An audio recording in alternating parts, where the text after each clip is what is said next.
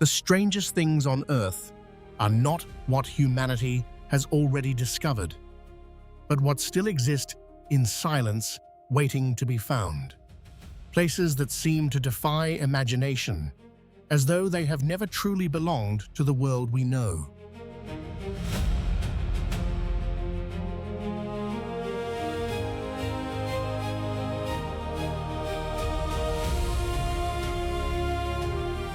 Underground cities hidden beneath the earth, bridges suspended high above the clouds, giant sinkholes sheltering entire ancient forests, and temples that have stood watch over towering cliffs for more than 1,000 years.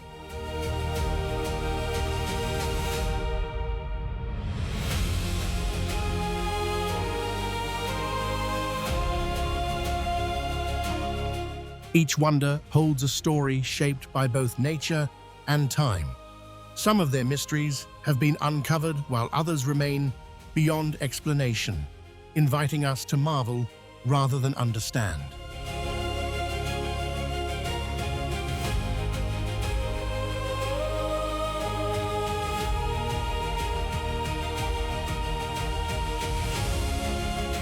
And perhaps the greatest fascination lies not in the answers, but in the journey of searching for them.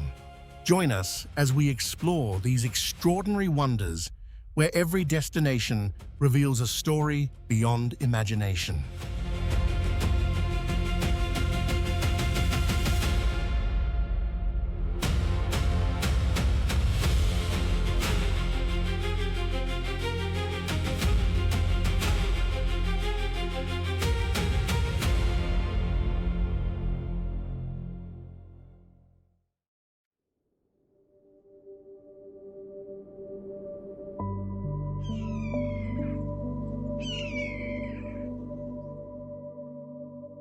There is an expressway where more than 41 miles of the journey almost never touch the ground.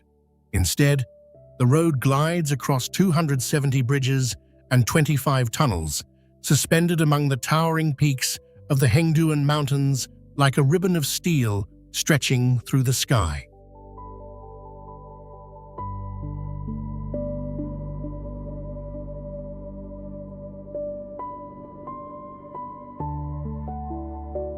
Opened in 2012, the Ya'an-Shichang Expressway forms part of the Beijing-Kunming corridor, climbing above 13,000 feet while crossing 12 active fault zones. To conquer this unstable landscape, engineers designed specialized spiral tunnels capable of absorbing seismic forces and safely navigating around pockets of underground gas and fragile rock.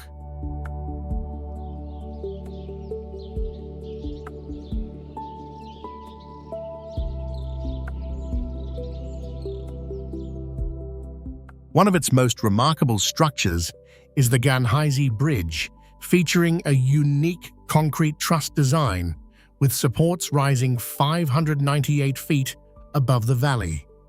The highway's gradual climb also allows vehicles to adapt smoothly to the increasing altitude, making the dramatic elevation change almost imperceptible to passengers.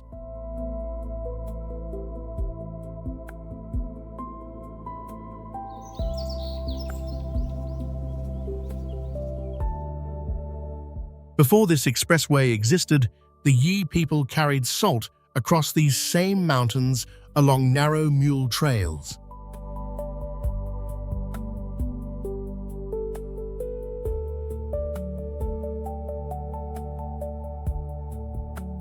Today, that ancient trade route has evolved into a modern transportation corridor connecting Sichuan and Yunnan, where centuries-old commerce and world-class engineering continue to share the same narrow passage through mountains that have stood unchanged for millions of years.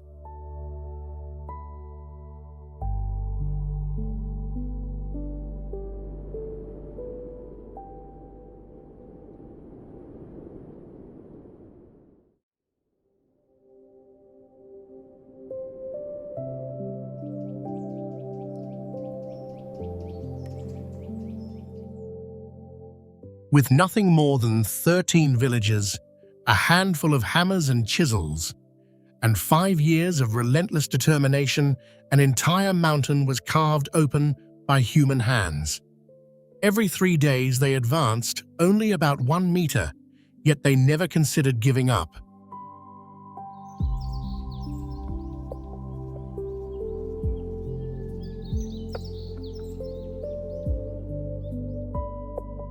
Between 1972 and 1977, the villagers living high on the cliffs of the Taihang Mountains sold their livestock to buy tools. They had no machines, no engineers, and no outside assistance. Their only alternative was to remain isolated on a mountaintop village, accessible only by the near-vertical stone staircase known as the Sky Ladder, a route that had existed since around 1000 BC.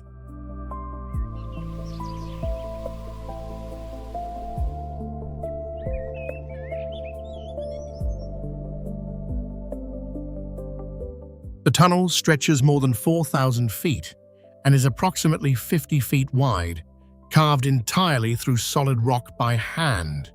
The uneven windows along the cliff were originally created to remove excavated stone, but today they frame breathtaking views of the valley below.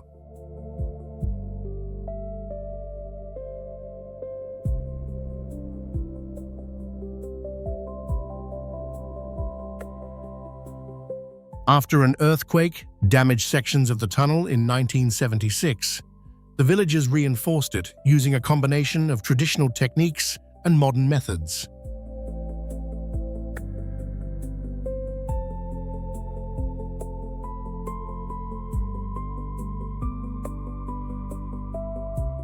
To this day, village elders still tell stories of spirits guiding the workers through the most difficult sections of the excavation.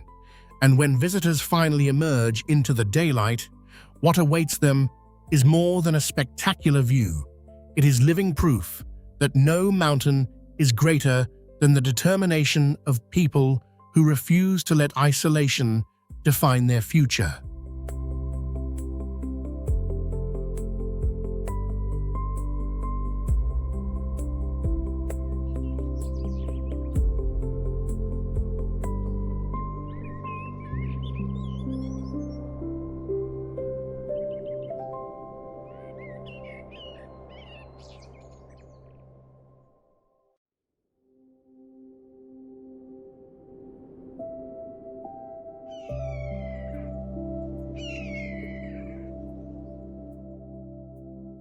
Reaching this temple requires more than a journey by road. It can only be accessed by boat across the waters of the Liujiaxia Reservoir. They're carved into towering cliffs above the Yellow River. A 230-foot-tall Buddha has watched over the landscape in silence for more than 1,600 years.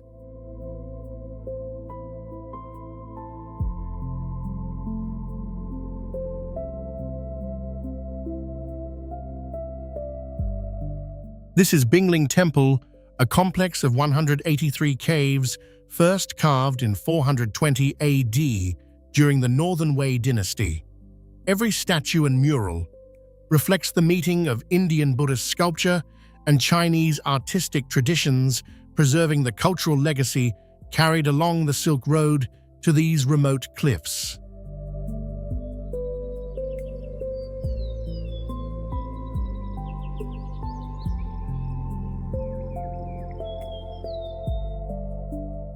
Scientific analysis has confirmed that many of the murals date back to 421 AD, making them among the oldest surviving Buddhist artworks in China.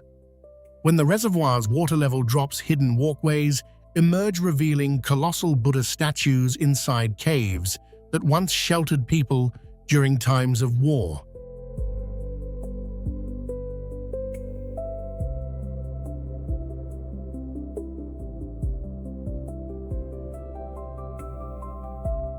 The temple has survived the devastating 1920 earthquake and countless invasions, remaining firmly anchored to the cliffs above the Yellow River.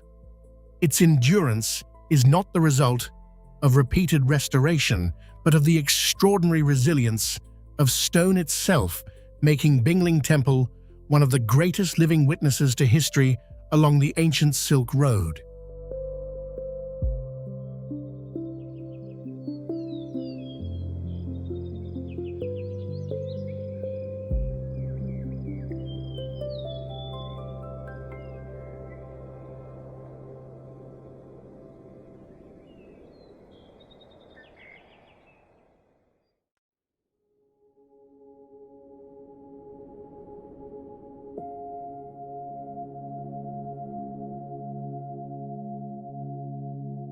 There is a city so well hidden that you could stand directly above it without ever realizing it exists. For more than 4,000 years, nearly 100,000 people lived entirely underground, transforming the Yellow Earth Cliffs above the Yellow River into one of the oldest and largest subterranean settlements ever created.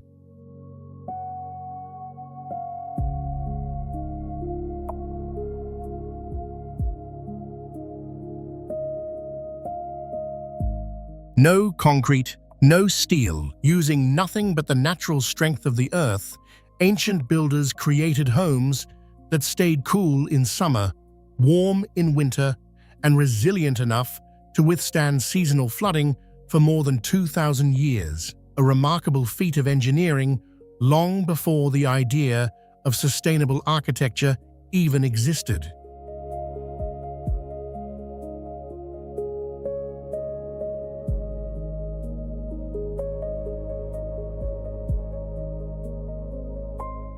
Since the Han Dynasty, shared storage chambers, fruit-filled courtyards, and communal living spaces were carefully carved beneath the surface, creating a thriving underground community.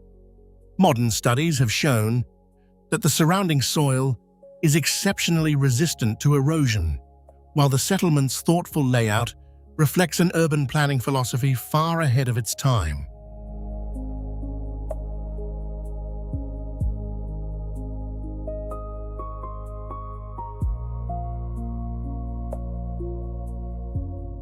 Most astonishing of all, the entire settlement functions in harmony with nature. Natural ventilation shafts carry smoke to the surface without mechanical systems, while even heavy rainfall above rarely penetrates the homes below.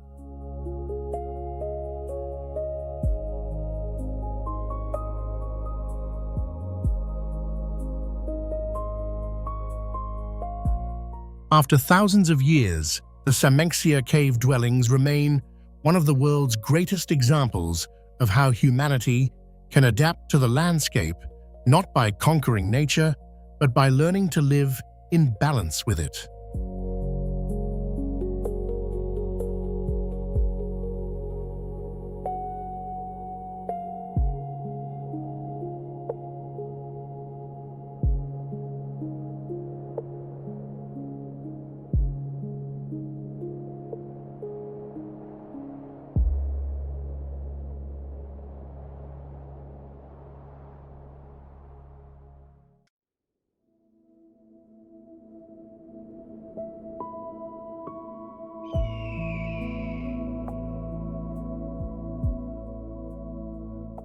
East of Lhasa, at 14,000 feet, a monastery sits on a hillside where every sunrise lights the valley gold, and the sound of yak bells drifts upward from the grazing herds below.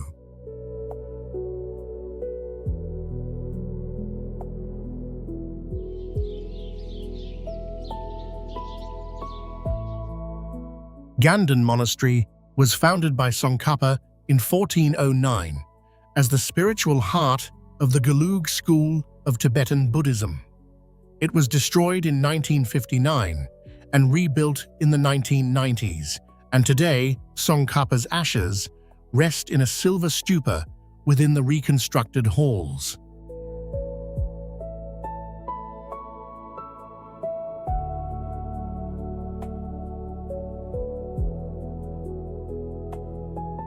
Pilgrims walk prayer circuits around the buildings, burning juniper incense and pausing before colorful murals that survived the destruction, and carry the memory of what was lost, alongside the evidence of what was saved.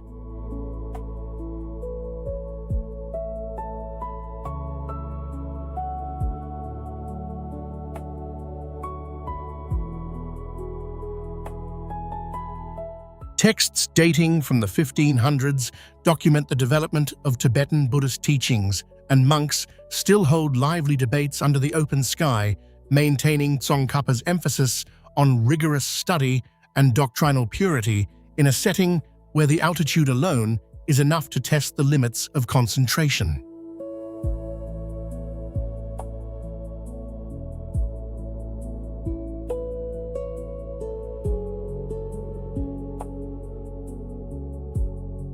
The monastery does not look down at the valley. It looks across it, as though it and the landscape had agreed long ago to regard each other as equals.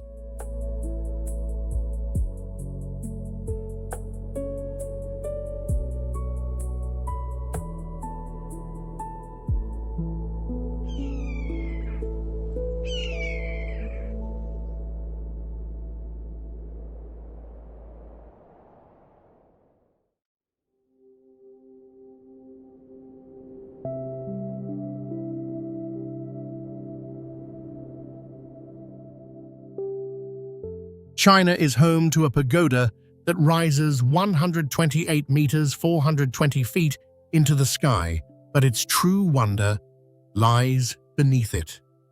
For nearly 1,700 years, the ground beneath this tower has remained a sacred Buddhist site, preserving an unbroken spiritual legacy since the Sui dynasty.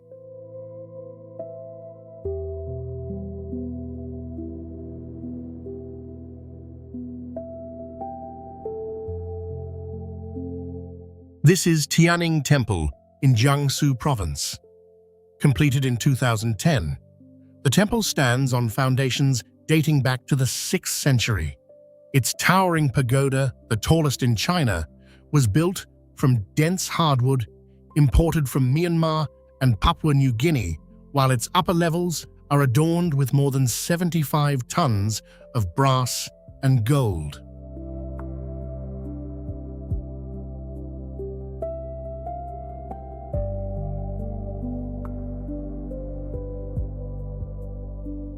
On the 13th floor hangs a 30-ton bronze bell, whose deep resonance can be heard from as far as 5 kilometers away. Inside the temple, more than 10,000 Buddha statues fill the halls, creating an atmosphere that feels alive with devotion rather than simply decorated.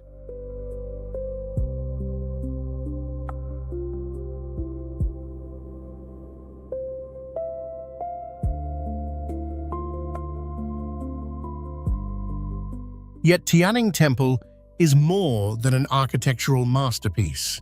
It is also regarded as one of the birthplaces of Fanbai, the ancient Buddhist chanting tradition that has shaped Chinese Buddhist liturgy for centuries. Today, the temple stands not only as Changzhou's largest Buddhist complex, but as a powerful symbol of China's enduring history, faith, and cultural heritage.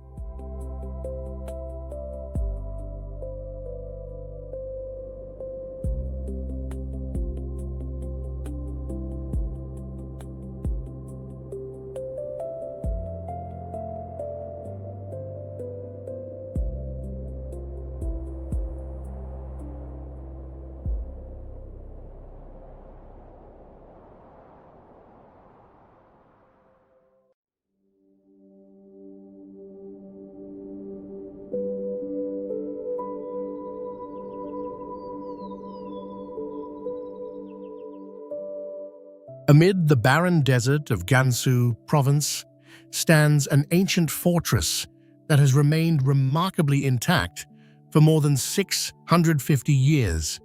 A place once filled with the thunder of war drums, the shouts of soldiers, and fierce battles has now fallen into an almost complete silence.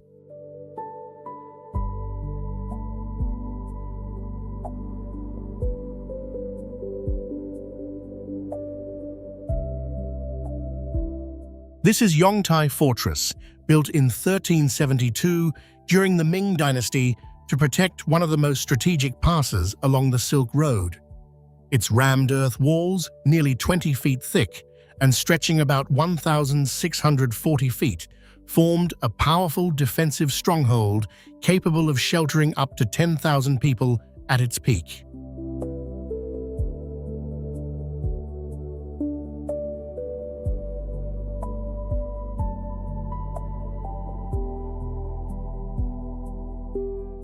Whenever enemies approached, soldiers poured boiling oil from the ramparts, while drum towers sounded warnings across the desert.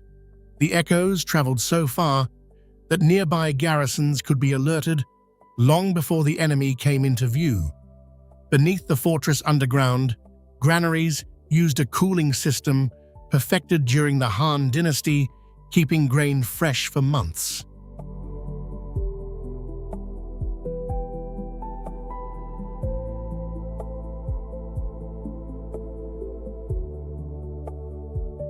But as the caravans of the Silk Road gradually disappeared and the age of warfare came to an end, the fortress lost the purpose it had been built for.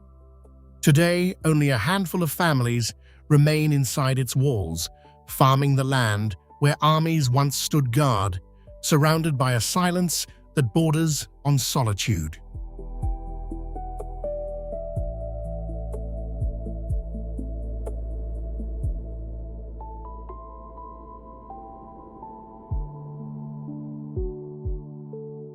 Today, Yongtai Fortress stands not only as an extraordinary example of ancient military architecture, but also as a reminder of an era when the safety of one of the world's greatest trade routes depended on fortresses like this.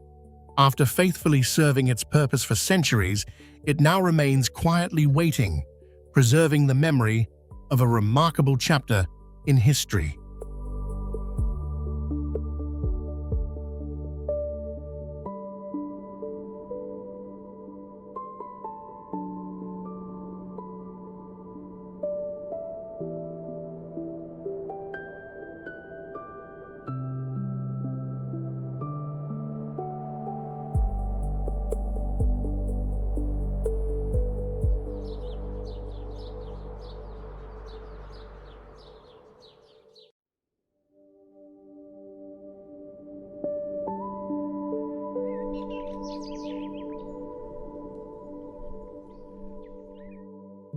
Only a few square kilometers in size, this island became a place where two worlds met and lived together in perfect harmony.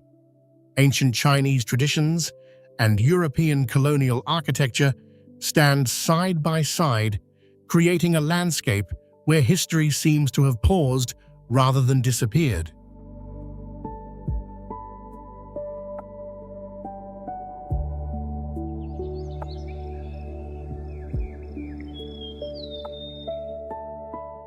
This is Gulangyu Island off the coast of Fujian, a place where cars are forbidden and the streets are filled only with footsteps, bird song, ocean waves, and piano melodies drifting from old windows.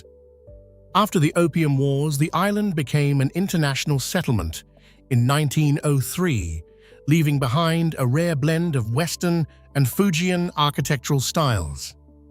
Its name comes from Gulang Rock, a coastal formation that produces a drum-like sound when struck by waves.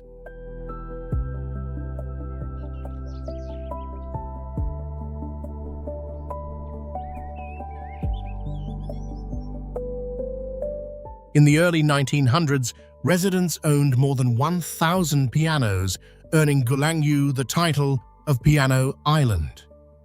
Even today, music flows through the quiet streets, merging with the sea breeze to create a melody found nowhere else.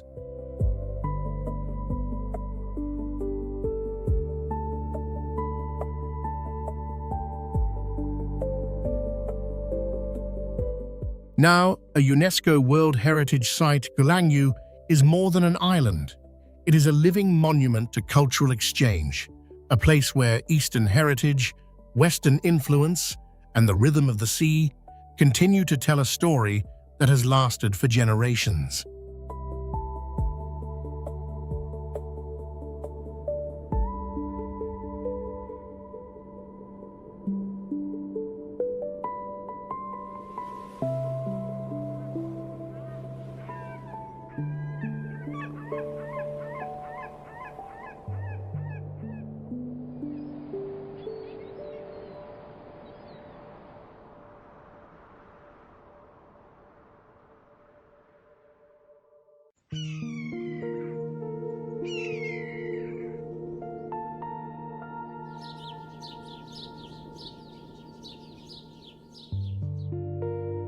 The steepest of the three great peaks of Huangshan, and the only one that requires you to climb a rock wall so close to vertical that the distinction between hiking and climbing ceases to exist.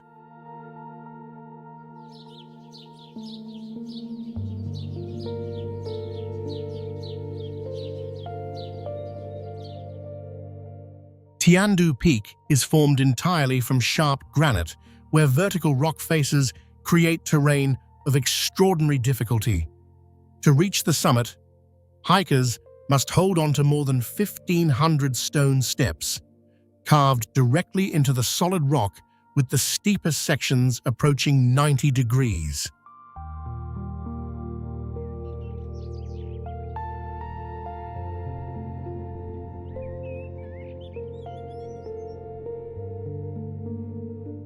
The most feared passage is Carp Backbone, a narrow rock strip less than 3.3 feet wide and about 33 feet long, suspended between deep drops on both sides. At this elevation, sudden wind gusts and dense fog can erase visibility in moments, turning the slippery stone steps into a zone of extreme and immediate danger.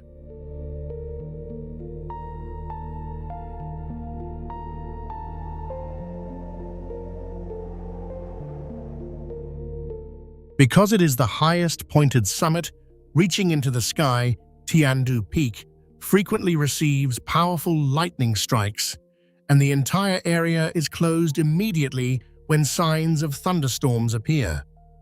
The mountain does not negotiate with weather, it simply shuts the door.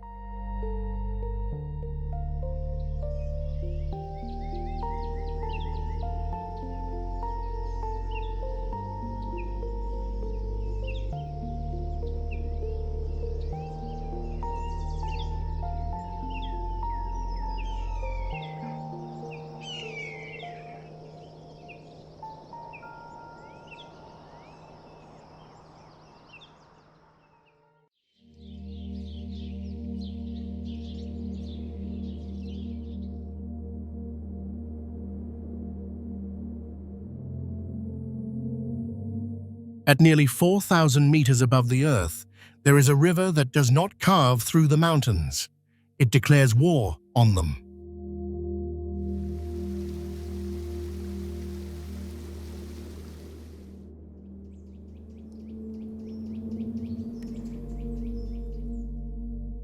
The Yarlung Sangpo, known as the Everest of rivers, plunges through a world of black cliffs and endless shadows, carrying a force so immense that the water below sounds less like a current and more like a living beast awakening beneath the rock.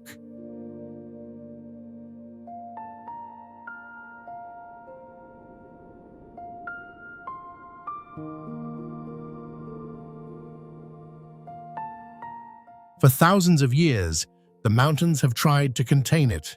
They have collapsed into its path, trapping millions of tons of water behind walls of stone. But when those barriers finally surrender, the river erupts, releasing a flood powerful enough to tear valleys apart and redraw the land itself.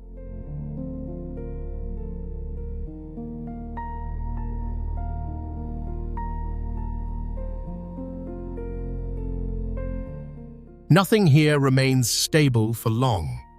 Mist can bury entire canyons in seconds. Snowstorms can descend without warning. A sudden shift in temperature can strip away human strength before the body even realizes it is losing control.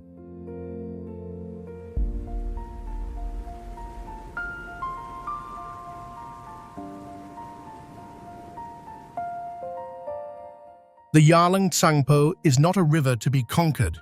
It is a reminder that some places on Earth were never built for humans. They were built for forces far older, far larger, and far more powerful than us.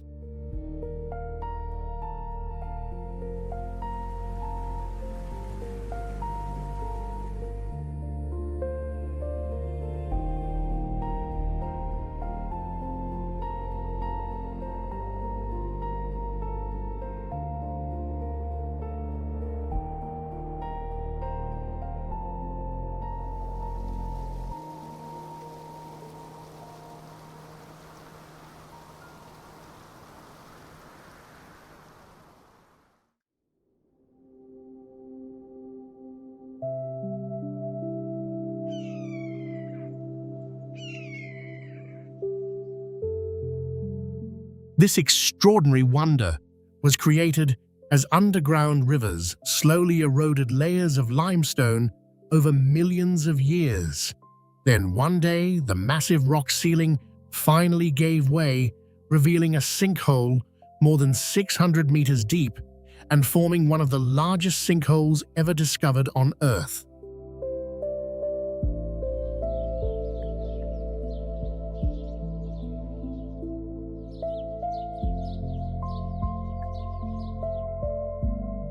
What is truly astonishing is that a primeval rainforest thrives at the bottom of the chasm, almost completely isolated from the outside world.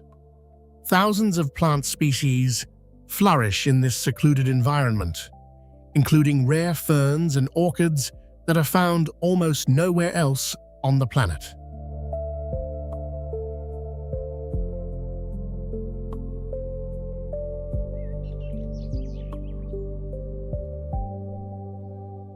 Today, wooden walkways stretch along the towering cliffs, allowing visitors to gaze into the mist-covered depths from high above.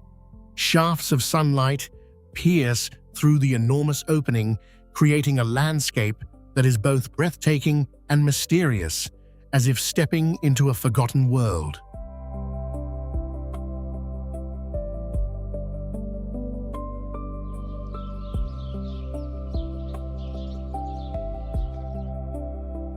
More than just a spectacular natural wonder, this sinkhole serves as a priceless geological archive, helping scientists uncover millions of years of Earth's history.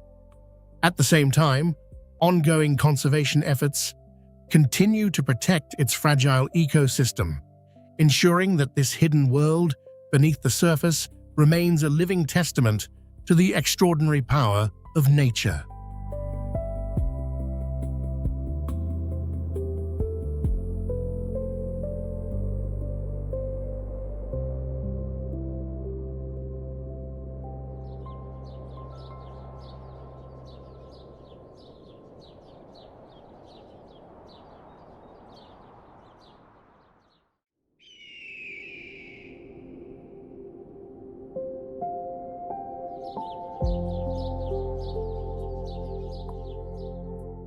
In the karst plateau of Guizhou, a basin 1,300 feet deep holds a cloud forest where fungi glow in the dark and ferns that survived the age of dinosaurs still uncurl their fronds in the humid air.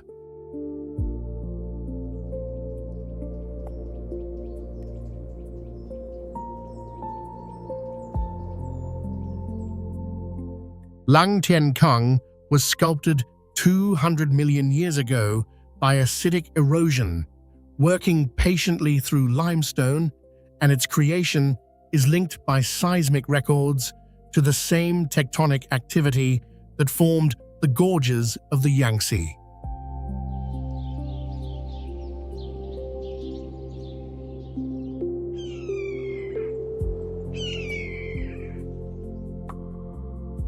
The pit spans 3 miles across, and within its humid microclimate, bioluminescent fungi light the forest floor in pale blue, while ancient fern species persist in conditions that have changed so little over geological time they amount to a living museum of the Mesozoic.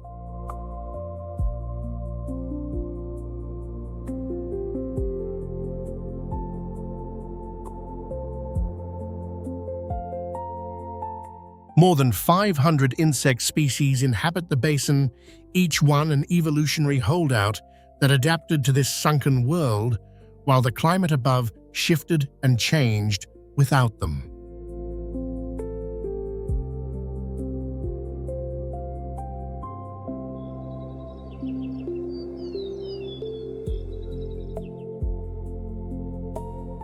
Sky bridges along the rim frame, views of waterfalls plunging into fog-filled voids, and bamboo ladders provide access to base sites where Tujia foragers once gathered honey from the cliffs, their stories casting the pit not as a wound in the earth, but as a guardian of hidden waters.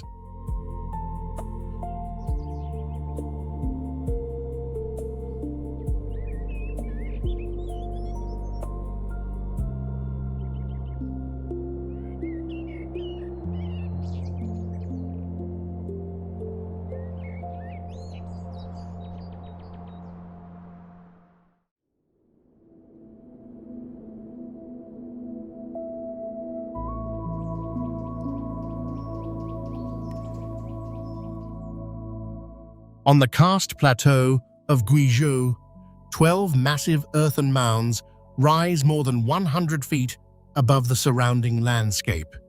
Built over 2,200 years ago by a civilization that has long vanished, they left behind just enough evidence to fascinate us, but never quite enough to fully explain their existence.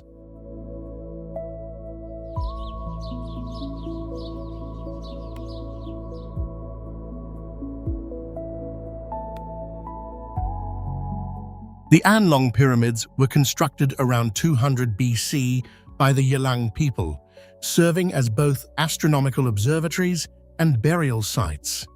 Their rammed earth construction was carefully engineered to withstand the frequent flooding of this karst region, demonstrating an understanding of hydraulic engineering that predates most written engineering traditions by centuries.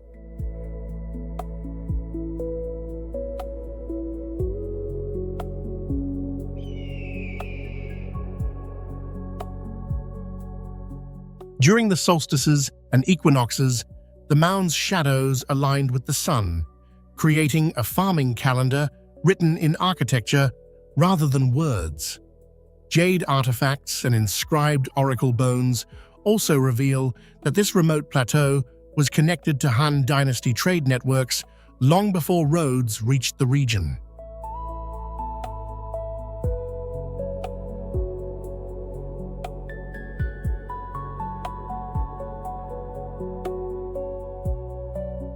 Vine-covered stone steps lead to the summits, where rainmaking rituals were once performed above the surrounding terraced fields.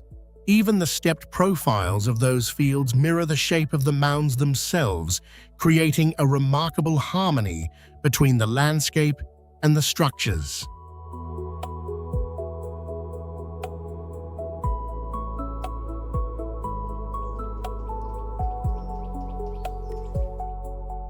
These monuments stood as symbols of the Yelang people's independence until their kingdom was conquered in 27 AD. Today, the Buyei people continue to maintain altars at the base of the pyramids, offering millet and preserving oral traditions of celestial rulers whose authority was measured not by the land they controlled, but by the movement of the stars.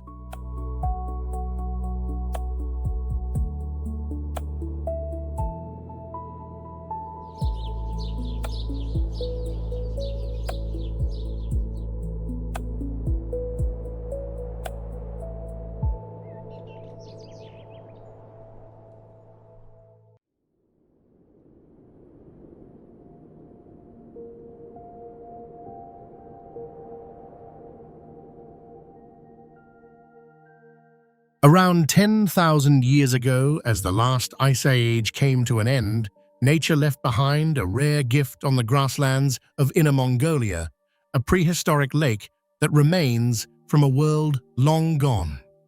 Even today, it continues to preserve a way of life that has changed little across the vast steppe.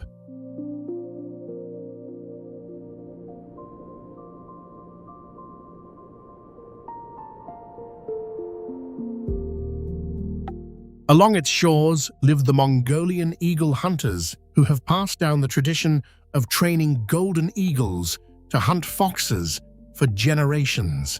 For them, it is more than a survival skill. It is a living bond between people, nature, and history.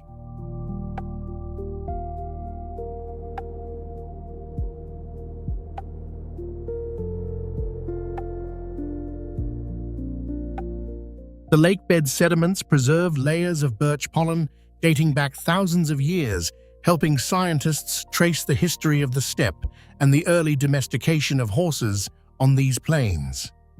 These ancient records provide a remarkable glimpse into the region's distant past.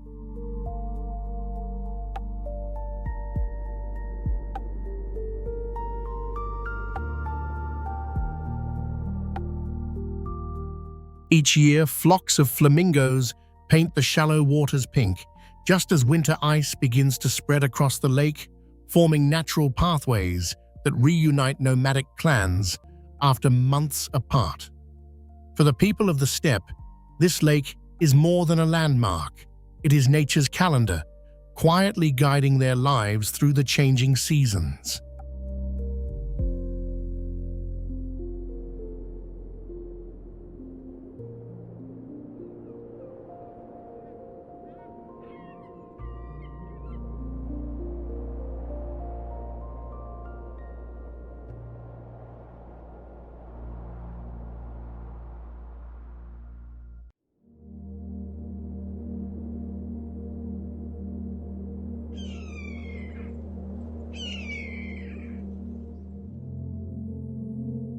Three 3,000 feet above the Shang River Valley, a limestone ridge, carved by millions of years of erosion, once provided the cover that changed the course of a revolution.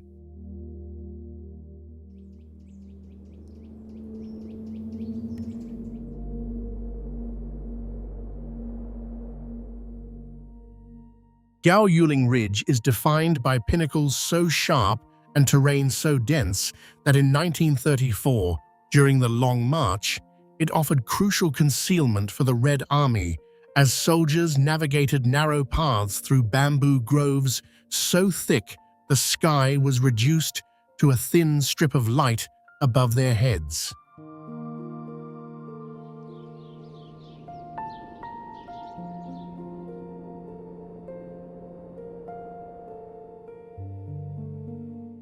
Local farmers shared rice and medicinal herbs with the soldiers during a period of famine and relentless pursuit, and the strategic delay of enemy forces that the ridge made possible lasted several days and shaped decisions that altered the trajectory of the entire campaign.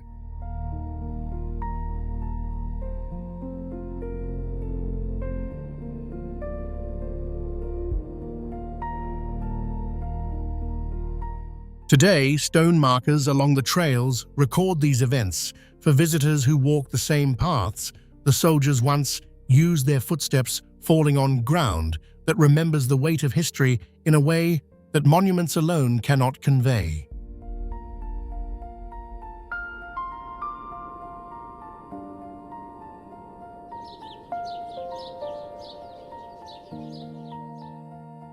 The ridge also supports a diverse community of orchids and pheasants, a quiet reminder that ecological balance and human endurance have coexisted on this terrain for longer than either has been measured.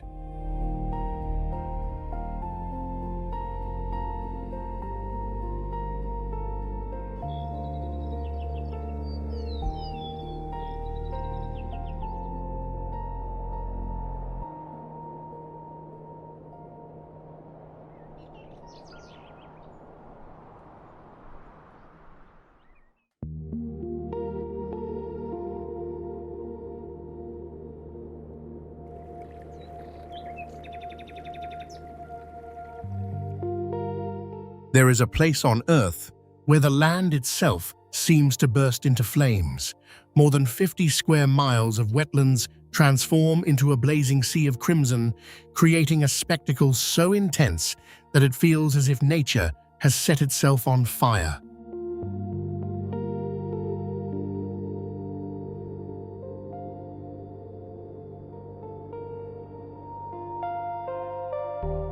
The astonishing truth is that this sea of fire is not caused by lava or any geological phenomenon. Instead, it is created by a single salt-tolerant plant called Suida heteroptera.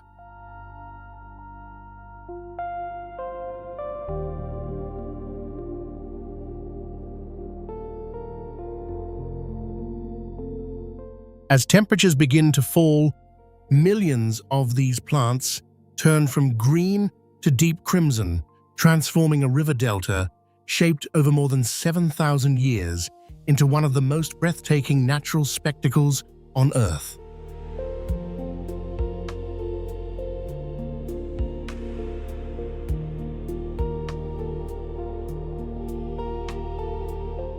Beneath this crimson landscape lies a thriving ecosystem.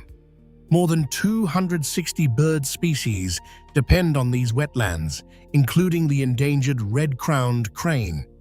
Few people realize that this remarkable habitat once stood on the brink of destruction after decades of oil extraction.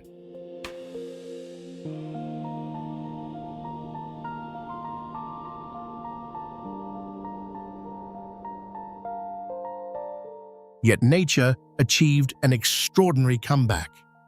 Thanks to decades of conservation efforts, Panjin Red Beach has become the world's largest breeding ground for Saunders's gull, standing today as a powerful reminder of nature's incredible resilience and its ability to recover from what once seemed irreversible.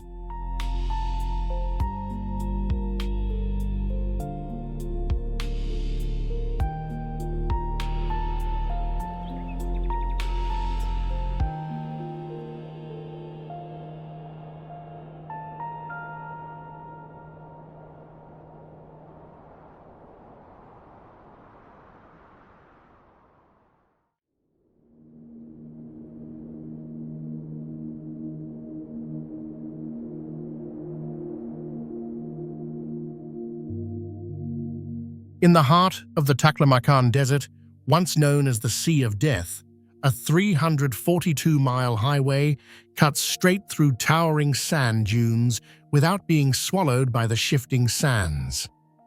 Along both sides of the road, more than 10 million poplar trees have been planted by hand to keep the desert at bay.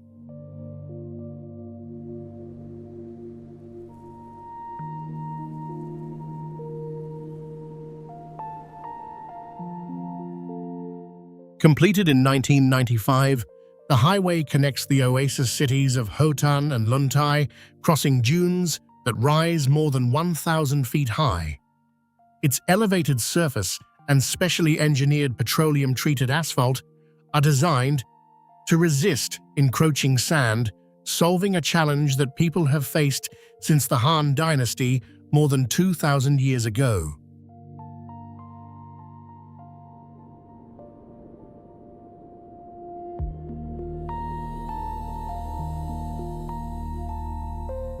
Centuries ago, Silk Road merchants avoided crossing the heart of the Sea of Death, choosing instead to travel along the desert's edge as they transported jade and other valuable goods. Today, at dawn, wild Bactrian camels still emerge through the desert haze, their silhouettes echoing the ancient caravans that once linked east and west.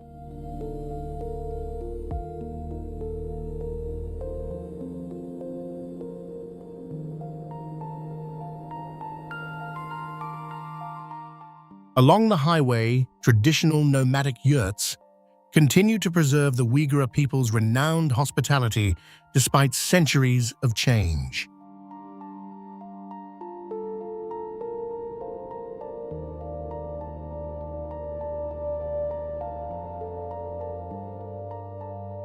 More than an engineering achievement, this highway is a lifeline across one of the world's most isolated and unforgiving landscapes where modern innovation and the timeless legacy of the Silk Road continue to meet amid an endless sea of sand.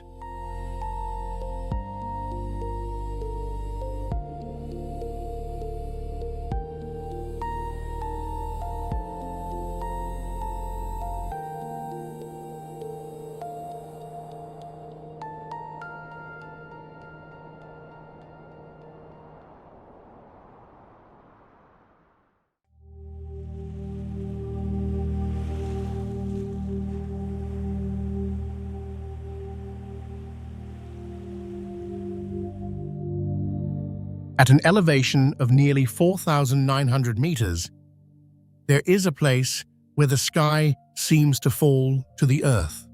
The snow-covered Kunlun Mountains are reflected on the lake with such astonishing clarity that it feels as though one more step would carry you straight into the sky.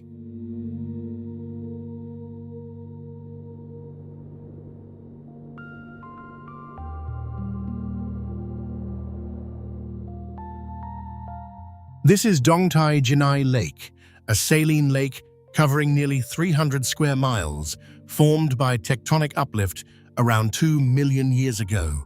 Fed by glacial melt from the Kunlun Mountains, it not only sustains the lake itself, but also supports the entire hydrological system of the surrounding plateau.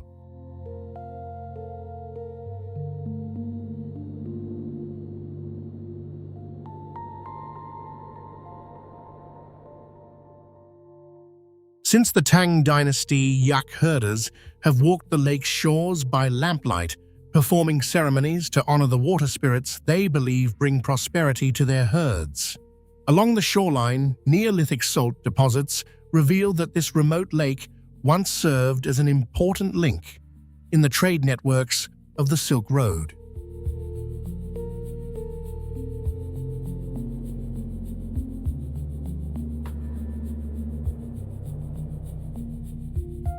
Today, delicate salt crystals continue to form along the water's edge, a silent reminder of a landscape that has endured far longer than any civilization that has passed through it.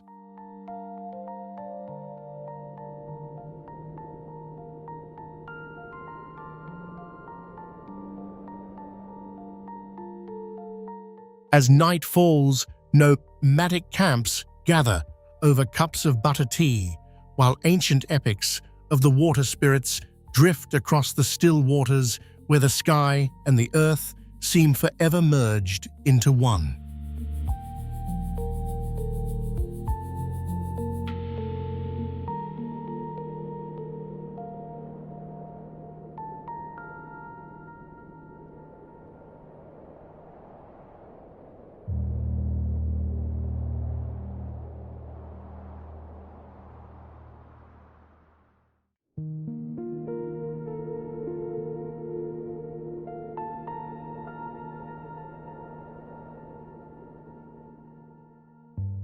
There is a lake whose color never stays the same.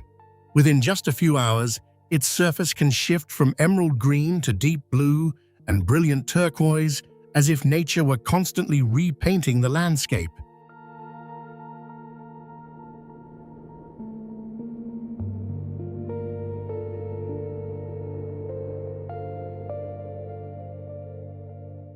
Located more than 10,000 feet above sea level in the mountains of Qinghai, Emerald Lake was formed around 1.5 million years ago as the Tibetan Plateau rose.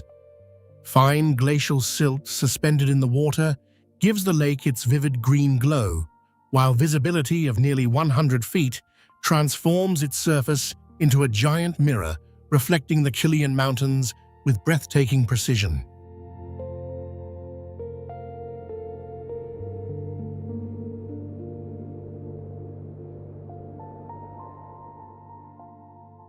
Each summer, local herders set up felt yurts along the shoreline, taking advantage of the brief season when the surrounding grasslands flourish.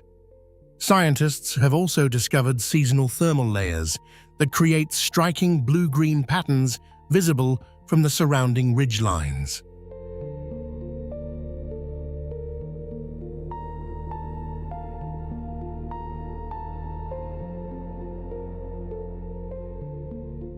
Beneath the crystal-clear water rainbow, trout glide through the shallows, while local legends speak of mysterious guardians watching over the lake from below. At dawn, delicate blue forget-me-not flowers bloom along the shore, and the sound of yak bells echoes across the valley, preserving a way of life that has endured on these highlands for countless generations.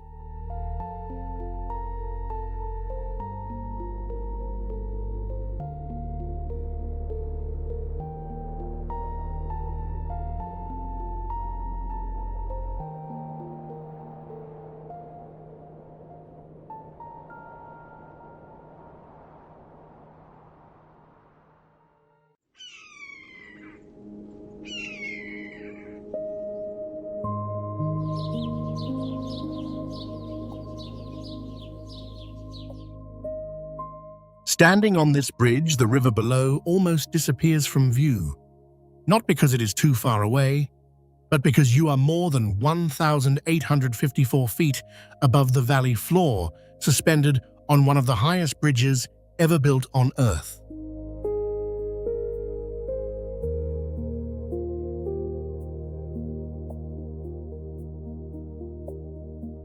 Completed in 2016, the Beipanjiang Bridge stretches more than 4,400 feet across the Beipan Gorge, reducing what was once a 6-hour journey between Jiangxi and Liupanshui to just a matter of minutes.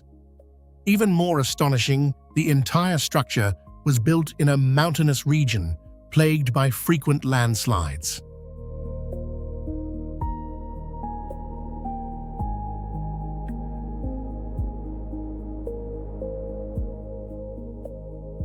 To conquer this immense chasm, engineers used more than 450,000 tons of steel, raising bridge towers nearly 883 feet high and constructing a cable-stayed system capable of withstanding winds of up to 150 miles per hour.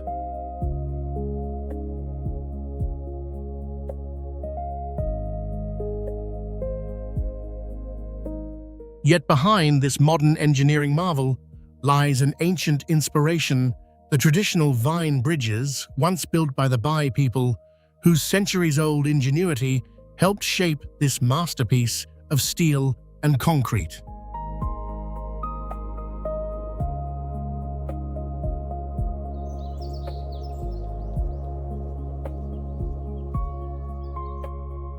As night falls, thousands of LED lights illuminate the bridge, recreating the star patterns of the Miao Lunar Festival and transforming the entire structure into a ribbon of light suspended above the darkness.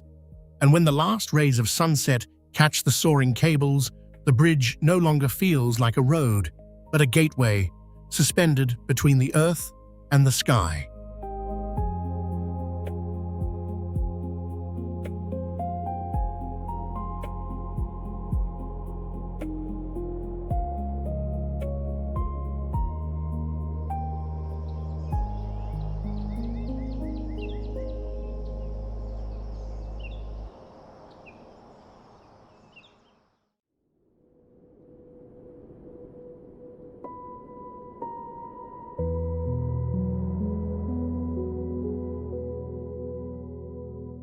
There is a wave that doesn't crash toward the sea. It races inland instead, rising up to 30 feet high and traveling at nearly 25 miles per hour. This towering wall of water surges up the Qiantang River, creating one of the most powerful tidal bores on Earth.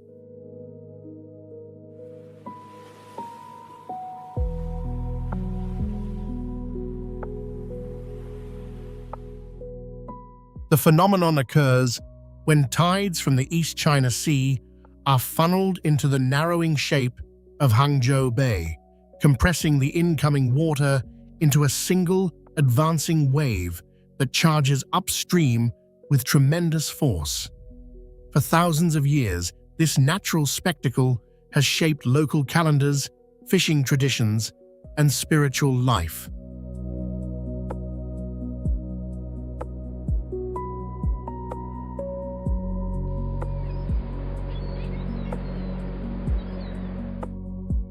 Since the Han Dynasty fishermen have timed their nets to the boar's remarkably predictable arrival, using its rhythm to improve their harvests.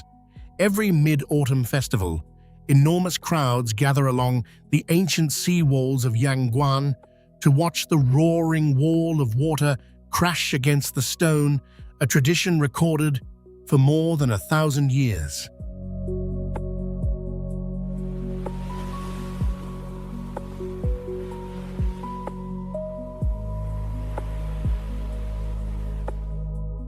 Centuries ago, bamboo channels harnessed the tidal force to grind rice. Today, the very same wave that once inspired awe and fear has become a challenge for surfers from around the world, where the raw power of nature continues to meet traditions that have endured for millennia.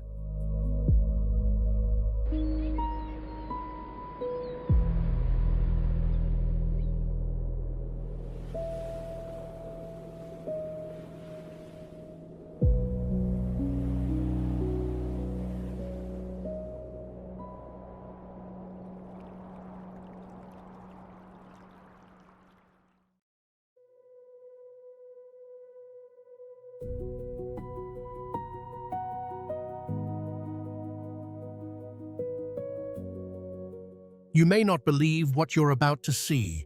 The scenes ahead seem to defy every law of the real world, trains gliding through the clouds, bridges stretching across bottomless chasms, and highways clinging to sheer mountain cliffs.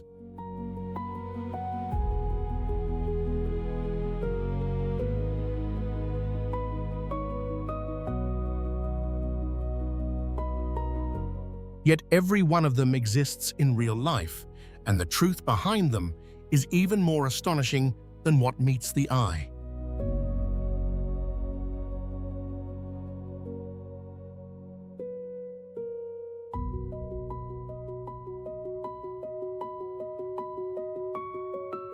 But what you've seen so far is only the surface.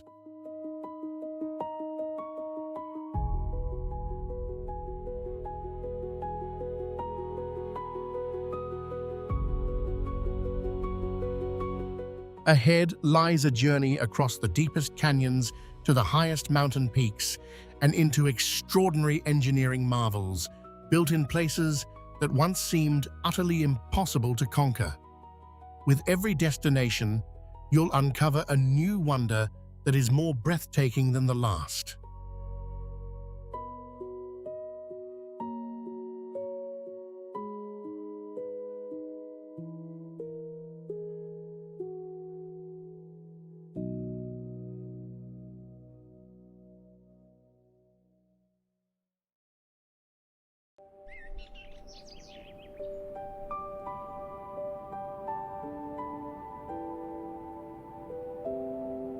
What if an entire city district functioned like a single machine?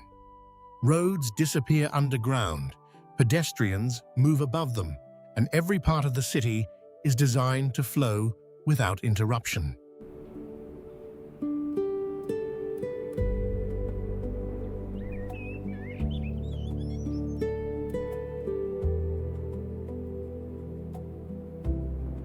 Zhanjiang New City in Hangzhou is planned as the city's new financial and administrative center. At its heart stands the Hangzhou Century Center, a bronze-colored alloy sphere that dominates the riverfront skyline and houses government offices alongside a major convention center.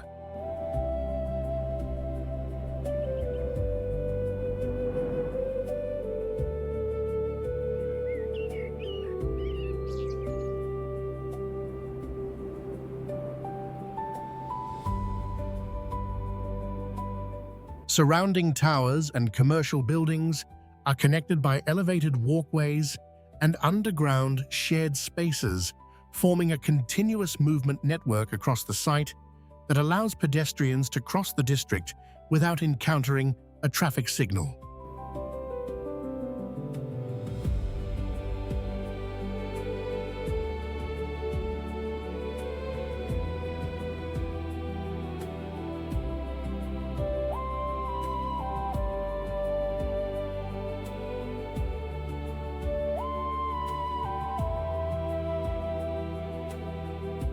To the south lies the Hangzhou Olympic Sports Center, designed to resemble an ancient curved jade artifact and stretching across both sides of the river.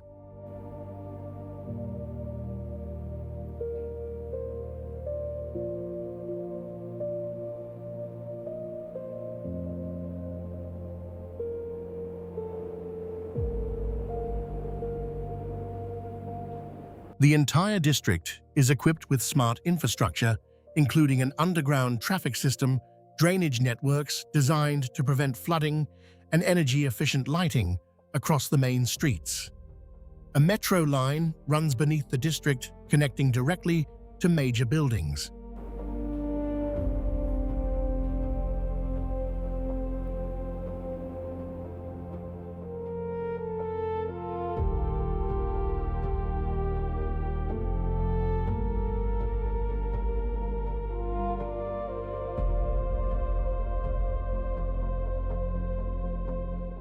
Xianjiang New City is considered a model for sustainable riverfront city planning in 21st century China, a place where the relationship between water infrastructure and urban life has been renegotiated from the ground up.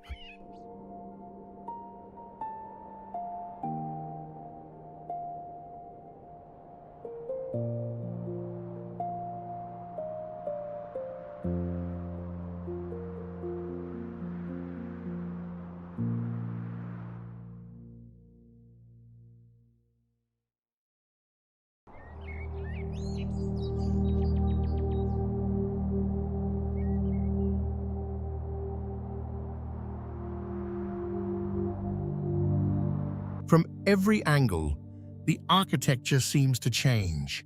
Seen from above, it unfolds like a giant flower.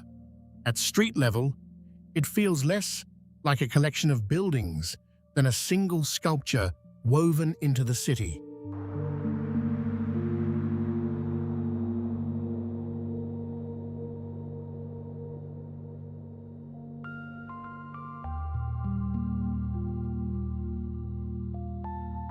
Changzhou Culture Plaza brings 6 curved buildings together around a sunken central plaza.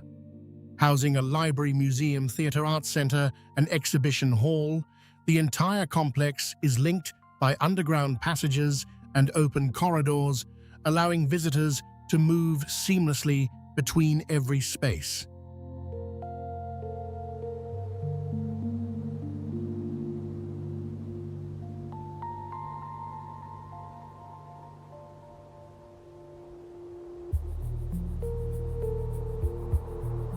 A wide-span steel roof allows expansive interior volumes without central columns while integrating daylight and natural ventilation across the complex.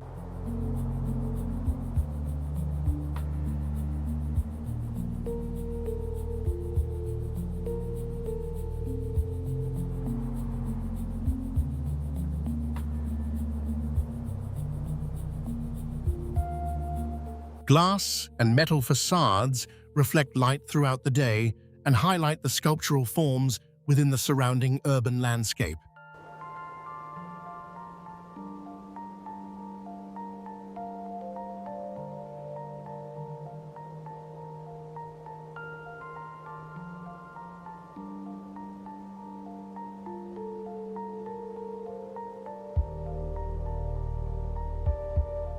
Situated at the intersection of metro lines and commercial arteries, the plaza functions as both a cultural destination and a transit node, a building that serves the city in 2 ways without appearing to compromise on either.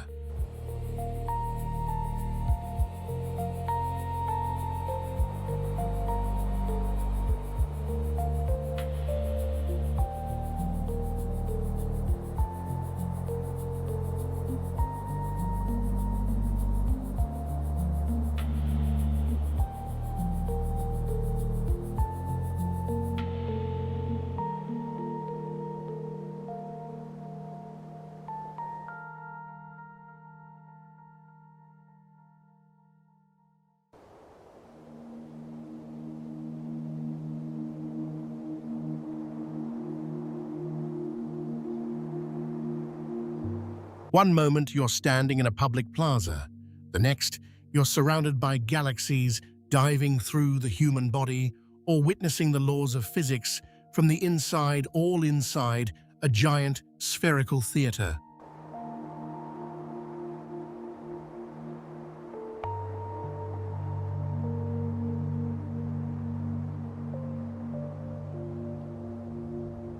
The Nanjing International Youth Cultural Center is one of Zaha Hadid's signature works in China. Its twin towers linked to a low-rise podium shaped like a flowing ribbon along the riverbank.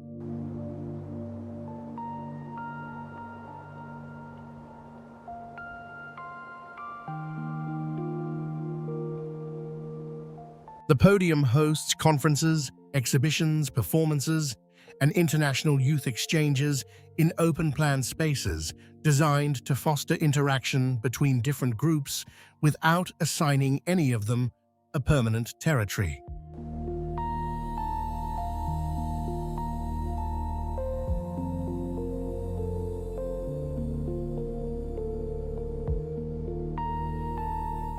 The entire exterior is clad in glass and reflective metal, producing light effects that shift with changes in time and weather, so the building never looks quite the same way twice.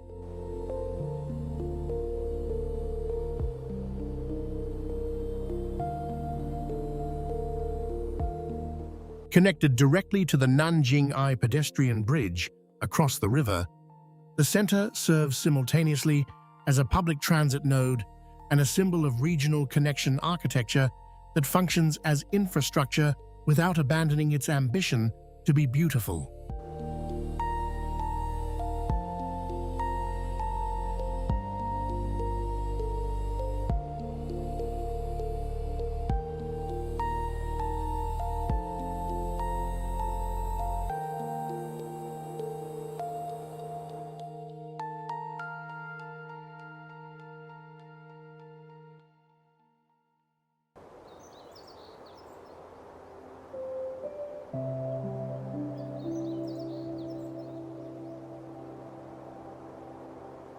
The building is shaped like a jasmine flower and covered with more than 42,000 custom white ceramic panels. It is the world's largest ceramic installation, and most visitors do not realize this until someone tells them.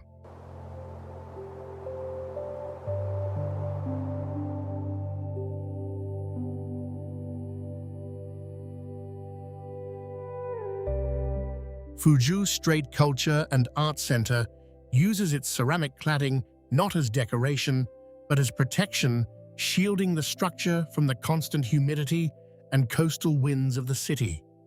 The tiles resist corrosion, retain their color, and reflect daylight in a way that makes the building's petals appear to glow.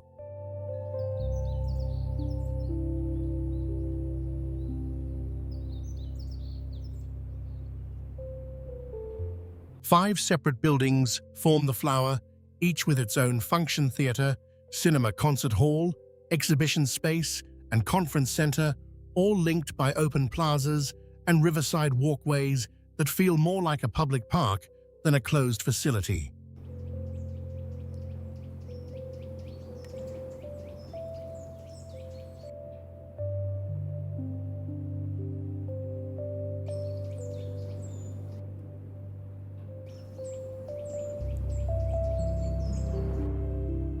After dark, the white ceramics catch shifting waves of colored light, and the complex transforms into a glowing digital blossom on the banks of the Min River, a building that changes character completely depending on whether the sun is up or down.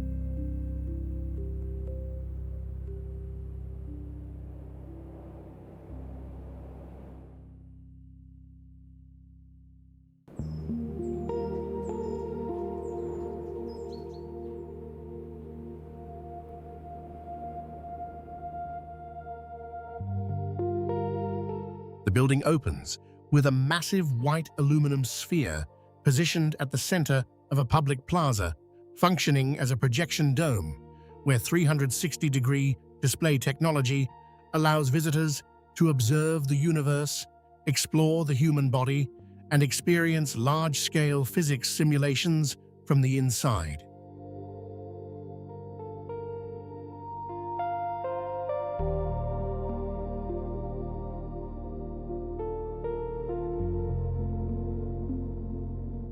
Surrounding the sphere are 5 exhibition zones connected by spiraling corridors and continuously curved walkways that create an uninterrupted circulation flow between spaces.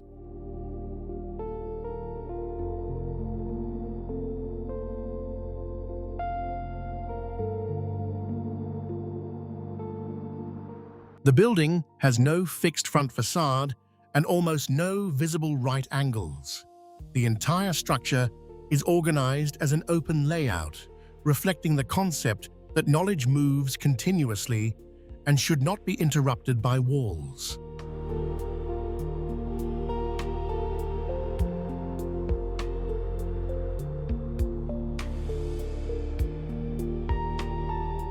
On the exterior, layered white aluminum panels are arranged like waves, reflecting light differently throughout the day and altering the building's appearance under changing weather conditions.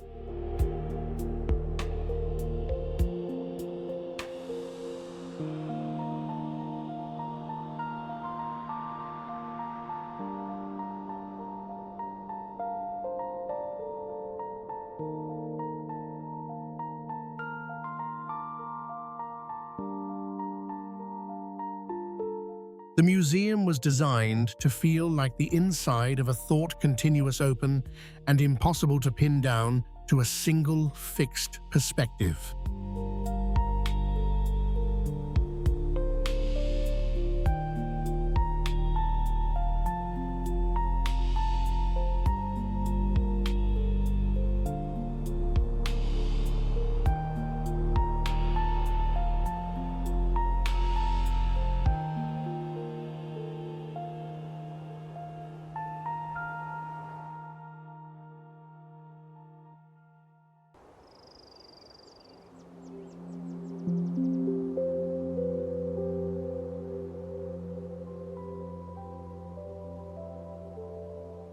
Most buildings tell you where to stop. This one never does.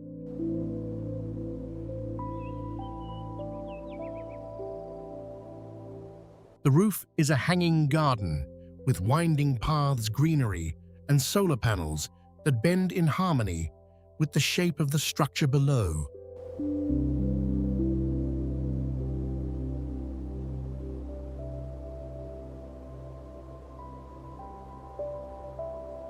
Infinitus Plaza in Guangzhou connects 2 major volumes with soft spiral walkways flowing like ribbons within a steel core, allowing people to move freely through the building without ever hitting a wall or reversing direction.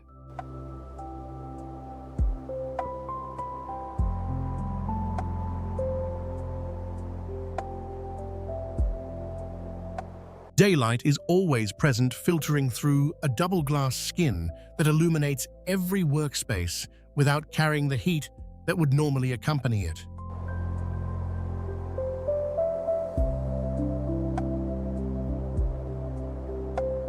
Even the air is personalized, divided into microclimate zones that adjust to body heat and occupancy, so every step feels tuned to the person taking it.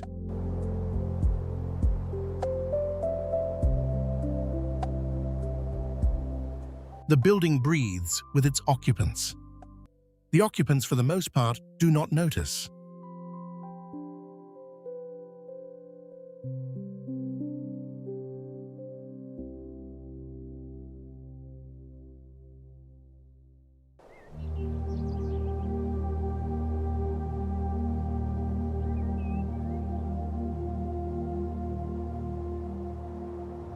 At almost any other station on Earth, this would be the moment before disaster.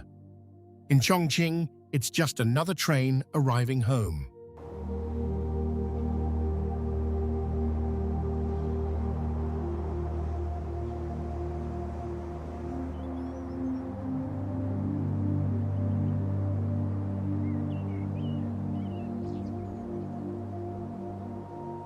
Liziba Station is the answer to a city that has almost no flat land left to build on.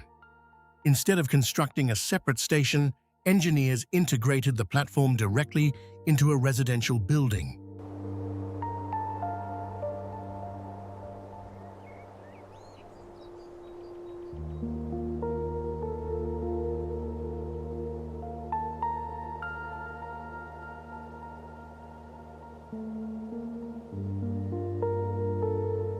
To make that possible, advanced soundproofing and vibration isolation systems were installed, allowing the railway and the residential spaces to function as two completely separate worlds despite sharing the same structure.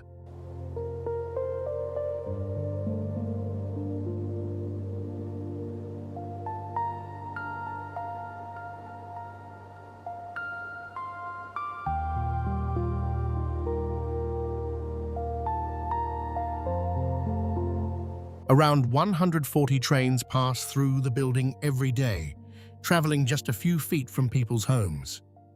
Yet after years of operation, there have been no reported technical incidents and no formal complaints from residents, a testament to the remarkable engineering behind this extraordinary structure.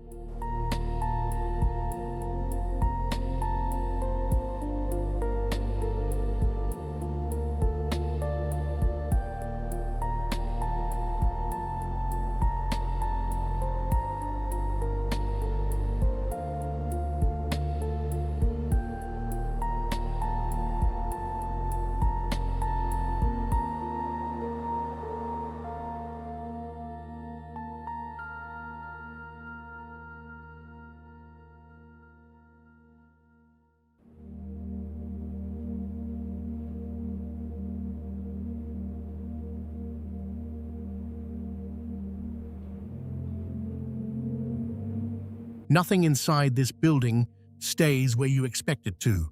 Walls become ceilings. Ceilings become floors. Every surface flows into the next without a single sharp edge.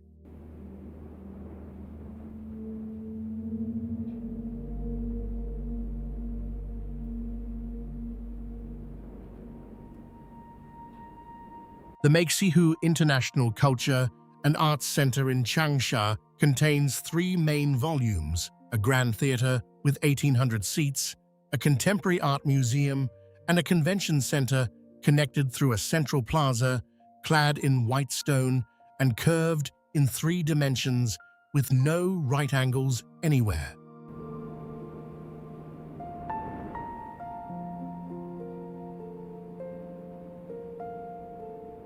Each fiberglass reinforced concrete panel is uniquely shaped, digitally coded, and installed by hand to match the flowing geometry that the digital model specified.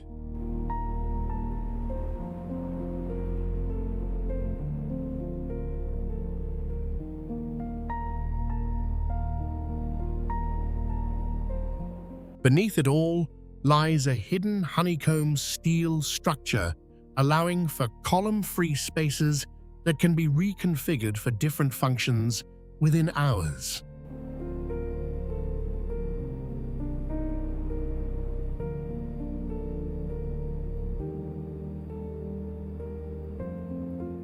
As you move through the interior, it becomes genuinely impossible to determine where walls end and ceilings begin. The space folds around your body, and the body's usual spatial references quietly stop working.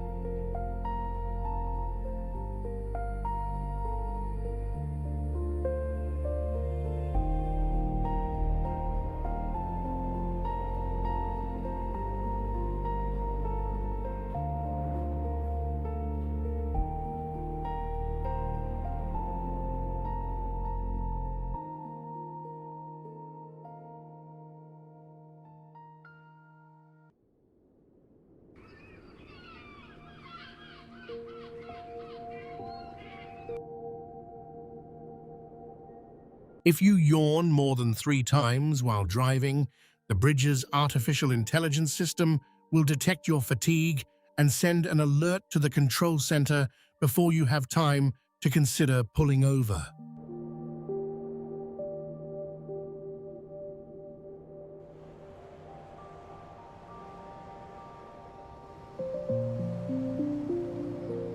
The Hong Kong-Zhuhai-Macau Bridge is a 55-kilometer smart structure that monitors driver behavior in real time to prevent accidents before they happen, a capability that sounds like speculation until you learn it has been operating daily since the bridge opened.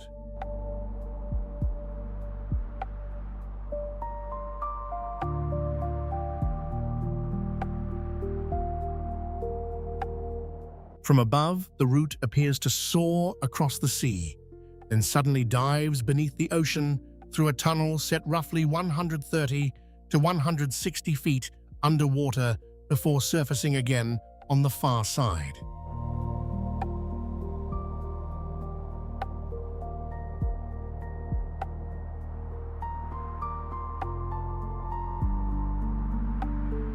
The underwater tunnel consists of 33 prefabricated tubes, each weighing 80,000 tons, comparable to an aircraft carrier. Positioning each one precisely on the seabed amid strong currents was an engineering feat without clear precedent.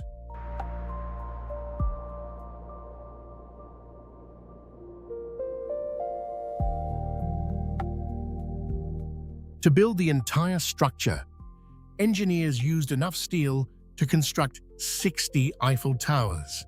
The real challenge, however, was designing the system to resist corrosion for 120 years, despite constant salt water exposure, a problem that steel and seawater have been arguing about for as long as both have existed.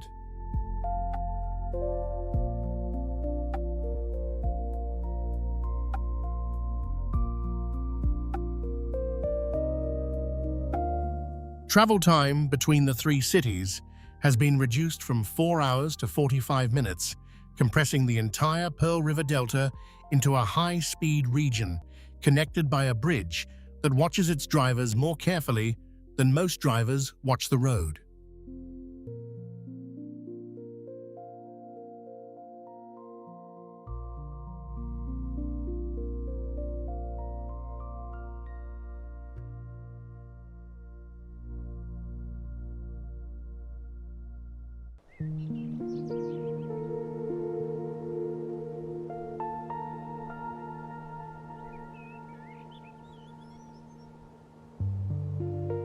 When the elevator takes you downward, it does not feel like entering a hotel.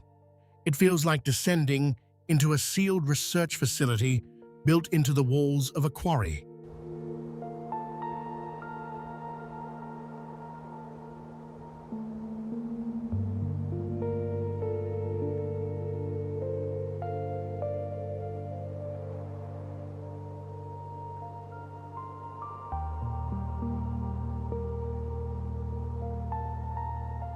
The Intercontinental Shanghai Wonderland is the only hotel on Earth constructed entirely within an abandoned quarry, with 16 of its 18 floors located below ground level, including 2 submerged beneath an artificial lake.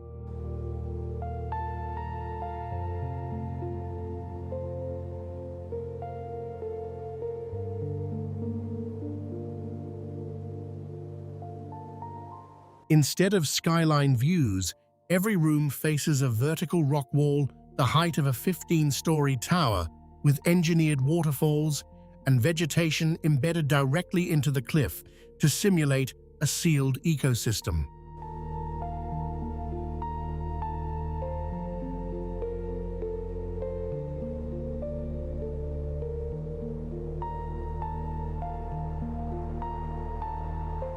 Foundations are anchored into bedrock with dam-grade integrity, wrapped in multiple waterproofing layers to withstand lateral pressure from the surrounding earth.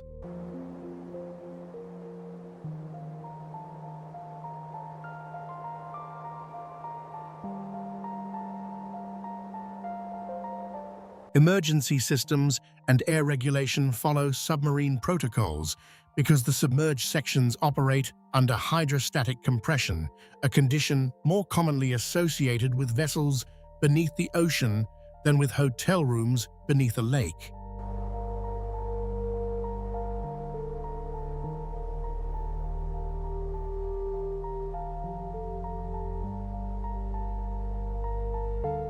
Several suites open directly onto the lake surface, equipped with autonomous swimming robots that patrol and clean the water continuously.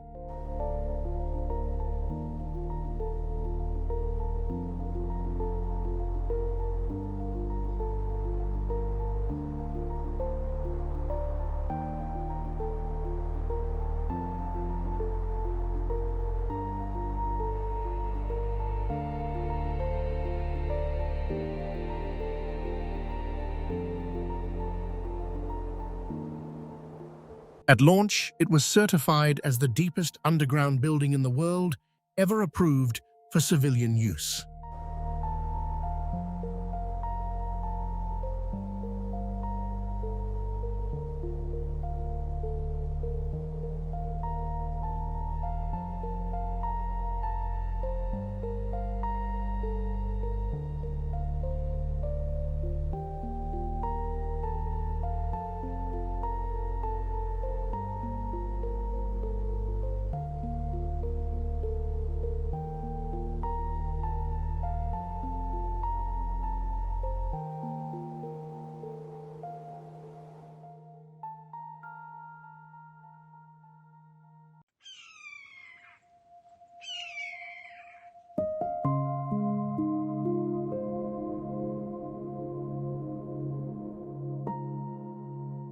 Rather than cutting through the mountain forest, this highway chose to cut through the river instead.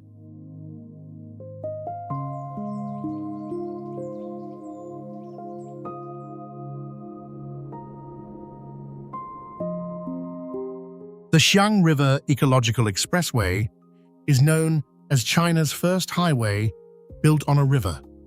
The 2.5-mile road is not attached to cliff walls, but supported by concrete pillars driven directly into the fast-moving current within the gorge.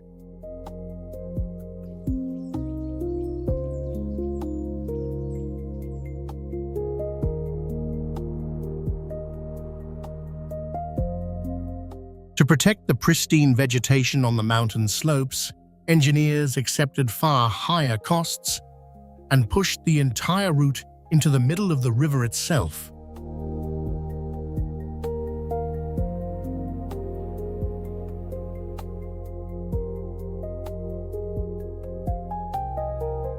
Building in what seemed like an impossible location, preserved more than 1 million square feet of rare vegetation near the Shenongjia primeval forest.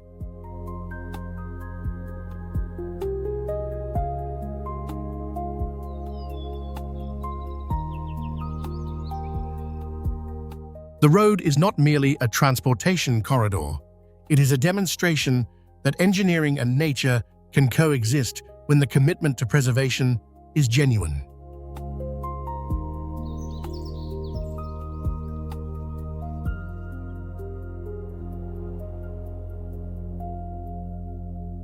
When it opened on August 9, 2015, the project marked a milestone in China's development of sustainable infrastructure, a road that chose the harder path so the forest would not have to.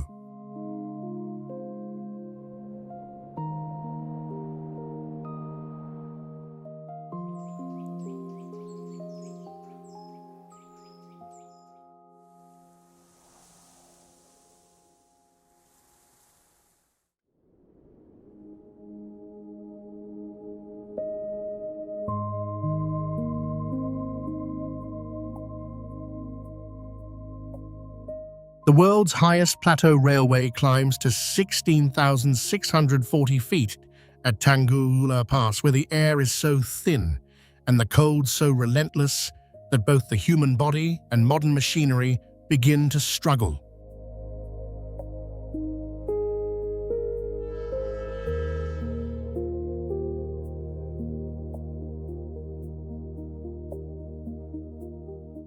To keep the tracks stable above shifting permafrost, engineers buried tens of thousands of ammonia cooling pipes beneath the railway, permanently freezing the foundation. The trains themselves are built like ground-level spacecraft, equipped with pressurized cabins and individual oxygen supplies for every passenger.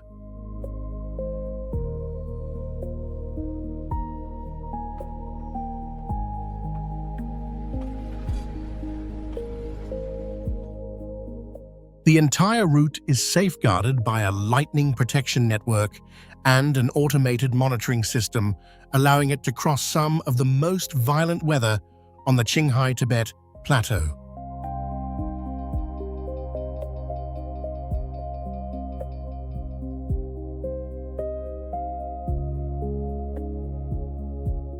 This is more than a railway. It is a passage through one of the harshest environments on Earth, where nature was never meant to let human engineering prevail.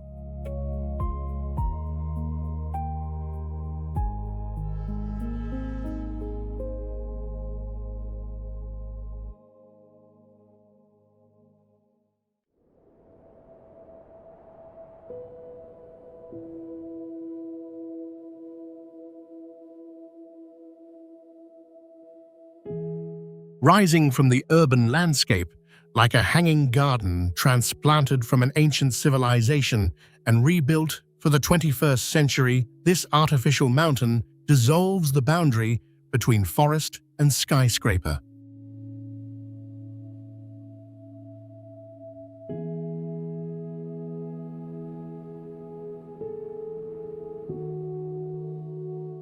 The project breaks the conventional form of glass towers through two mountain-shaped structures featuring more than 400 layered balconies. Thousands of exposed, load-bearing concrete columns rise upward and become enormous planters supporting trees that hang suspended in mid-air above the city.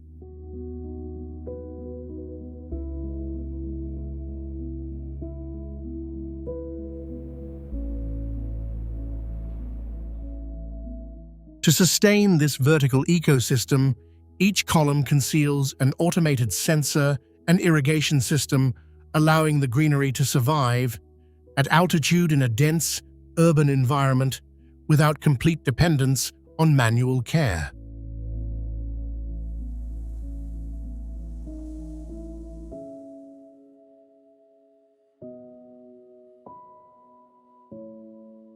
After dark, LED lights beneath each planting platform illuminate simultaneously, transforming the entire complex into a glowing artificial mountain, standing among the surrounding towers like a living monument to what cities could become if they remembered what they once were.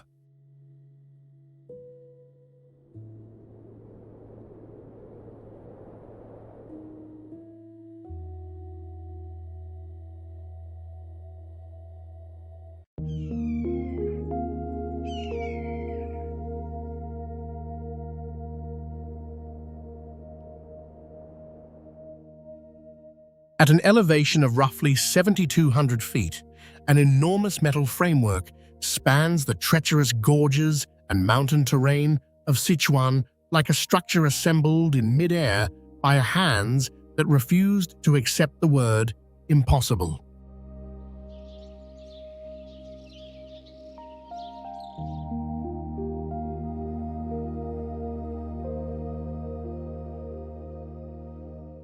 To adapt to a region of frequent earthquakes, engineers joined massive steel tubes filled with concrete into a bridge stretching nearly 1.2 miles in length.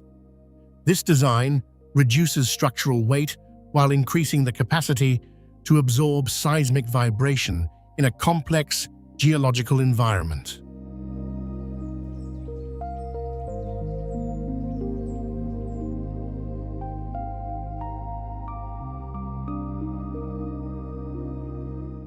From the air, the enormous steel ribbon looks like a piece of future infrastructure bolted directly into the rugged mountainside. This vast system of engineering overcomes the natural limits of the terrain, creating a stable and safe route through some of the most treacherous mountain country on Earth.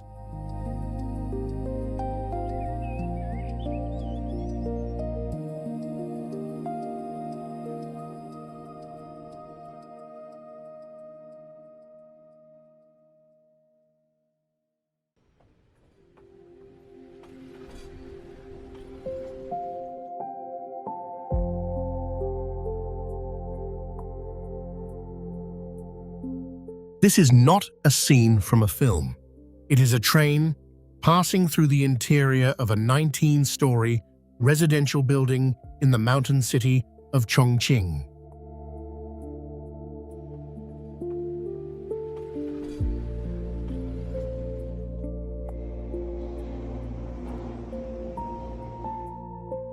Liziba Station was created to solve the problem of extreme terrain and severe land shortage in a city built across hills and river gorges.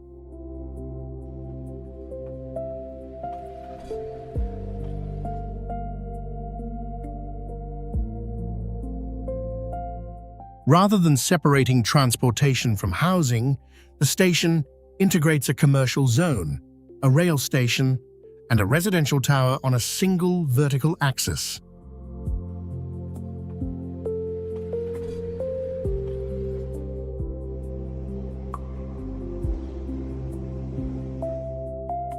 The train passes directly through the building, yet advanced damping technology reduces noise to just 60 decibels and virtually eliminates vibration. Inside, residents barely notice it. Running entirely on electricity with zero combustion emissions, the system has become a model for the next generation of sustainable megacities.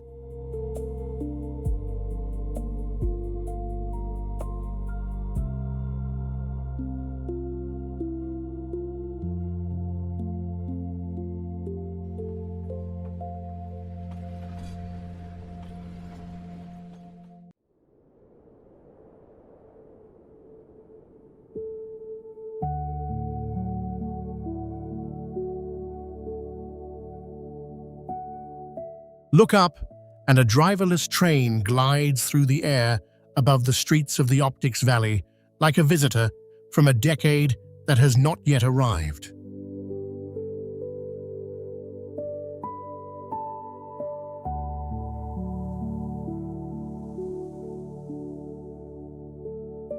Photon is not science fiction. It is a fully operational transit system designed to run with complete autonomy. Its most remarkable feature is a transparent glass floor that allows passengers to watch the streets and green spaces below as though they were suspended in the sky.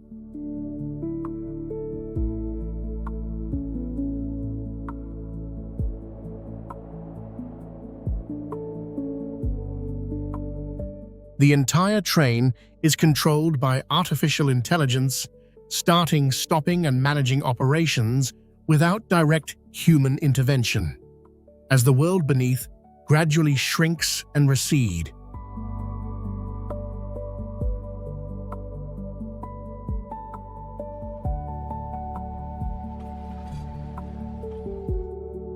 Photon demonstrates that ideas once imagined only for the cities of the future are quietly becoming the infrastructure of the present.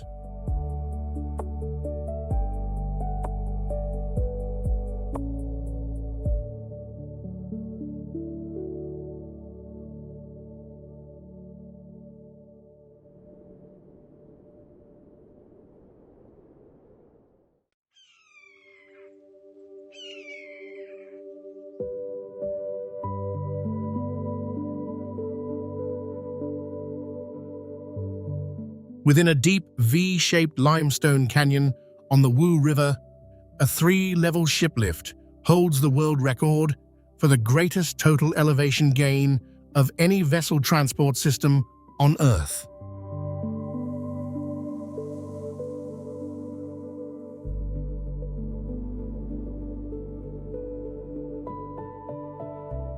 The narrow canyon terrain made conventional waterway transport nearly impossible, and traditional locks would have consumed hours for a single passage. Instead, engineers installed enormous mechanical winches that operate like high-speed elevators, lifting cargo vessels weighing up to 500 tons through each level of the dam in rapid succession.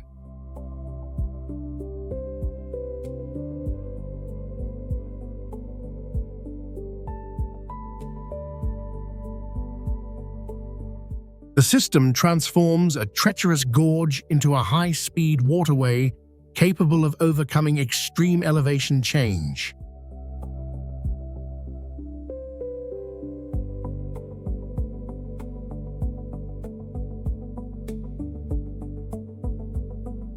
Yucatan has become proof that infrastructure of the future can redefine the very limits that geography imposes.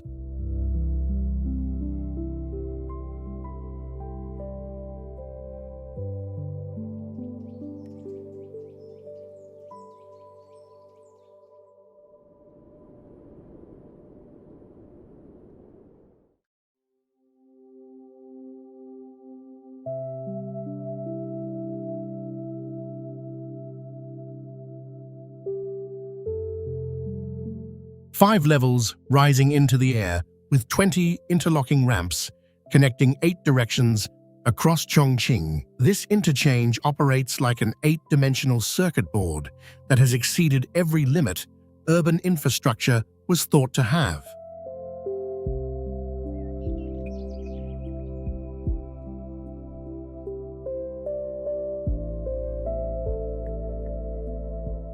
Because the city is divided by steep mountains and deep valleys, the interchange is anchored directly into the mountainside, with its highest point reaching 121 feet above the ground.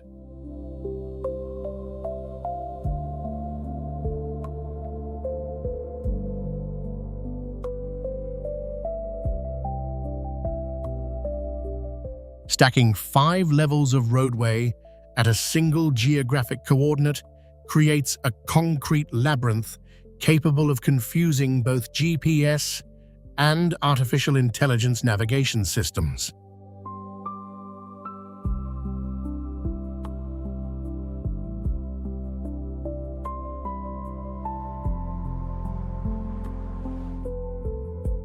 Yet behind the apparent chaos lies a carefully calculated traffic distribution logic. The structure has helped resolve chronic congestion in the Nanan district and the central core of Chongqing, proving that sometimes the solution to an impossible problem looks exactly like the problem itself, only organized.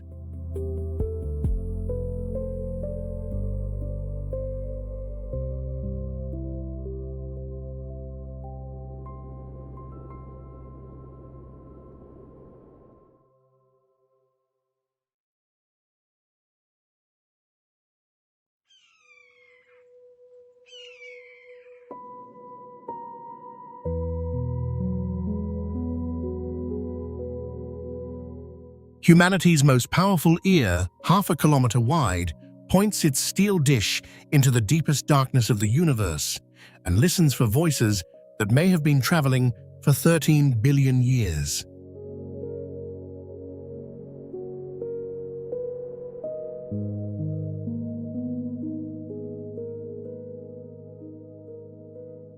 To build it, engineers transformed a natural sinkhole within ancient limestone mountains into an enormous radio telescope. The Earth's crust acts as a natural shield, isolating the instrument from most of the radio interference generated by human civilization on the surface above.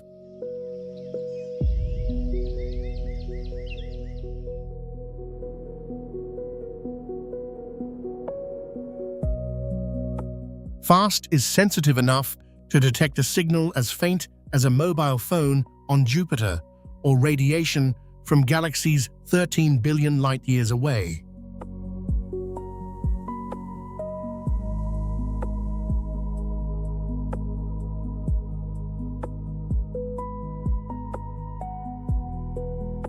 Since March 2021, the telescope has accepted international research proposals, becoming a shared intellectual asset in humanity's ongoing effort to understand what else, if anything, may be out there.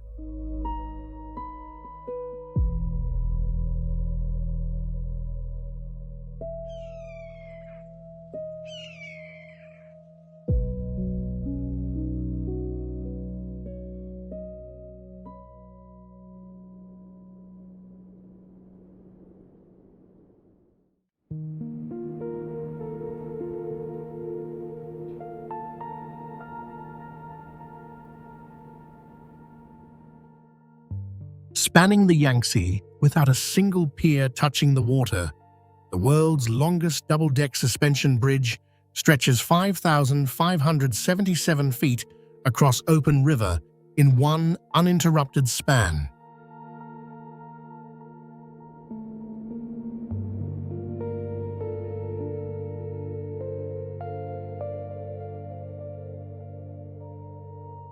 The Yangtze River Bridge in Wuhan leaves the entire shipping channel below completely clear, allowing giant cargo ships to pass freely.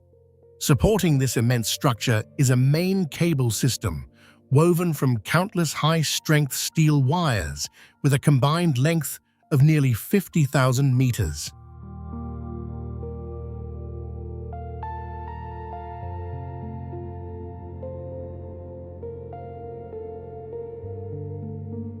Its extraordinary strength carries 12 lanes of traffic across two stacked decks, creating a vertical highway where two rivers of vehicles flow above the river below.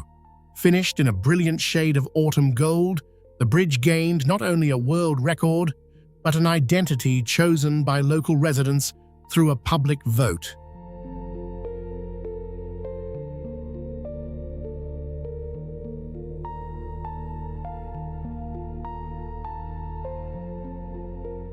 More than an engineering landmark, the bridge has transformed transportation across the Yangtze, eliminating years of congestion and cutting travel times dramatically. What was once a bottleneck is now a symbol of speed, openness, and modern engineering.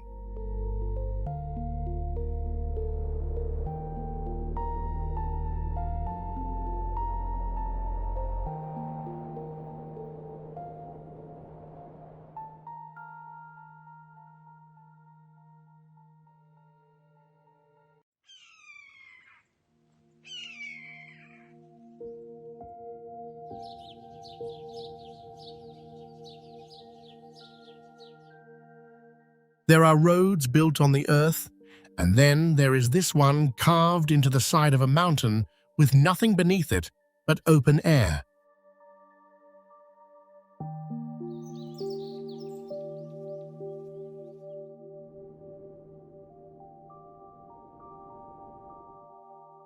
Known as Guizhou's Death Road, the Guangxing Highway forces vehicles through narrow corridors suspended between sheer limestone cliffs and deep ravines. Its most terrifying section is the Beipanjiang Bridge, where drivers cross at a height of more than 1,181 feet, the equivalent of navigating atop a 120-story skyscraper.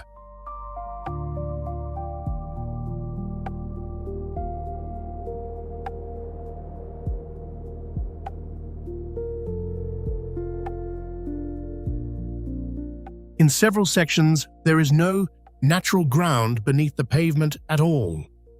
Massive support columns anchor the highway directly into vertical cliffs, leaving nothing between the vehicle and the abyss, except the engineering that holds the road in place.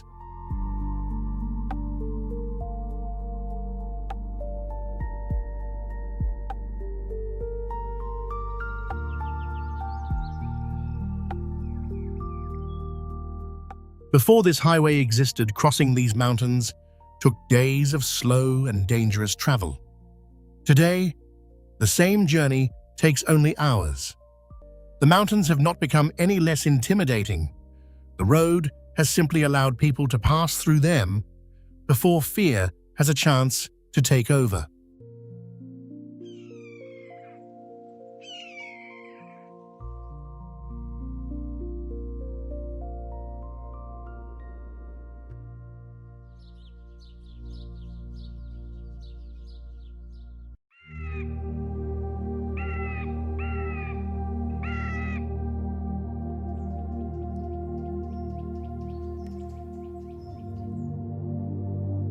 You might think trains belong on the ground, but here they cross the sky nearly 900 feet above the Beipan River, where the water below looks no wider than a line of ink.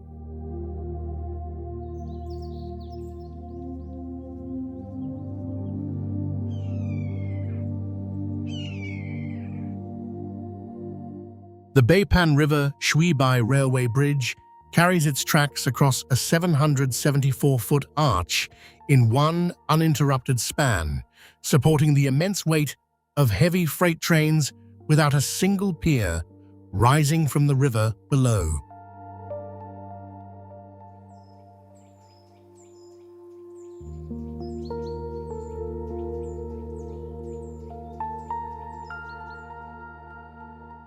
Its arch is built from hollow steel tubes filled with concrete, creating a structure that is both remarkably light and extraordinarily strong.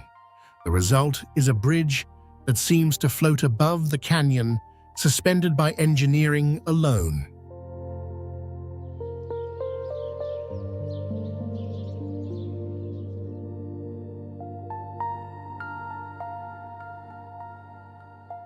Building it was a challenge as remarkable as the bridge itself.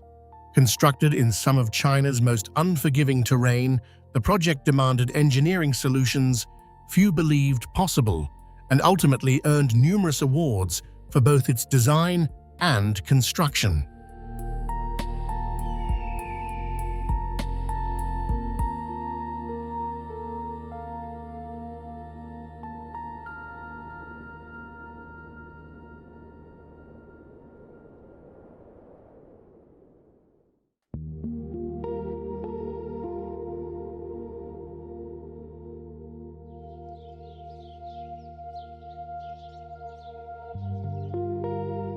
At its narrowest, this entire city is just 98 feet wide, the width of an ordinary residential street. But in Yanjin, that narrow strip isn't just a road, it's an entire city.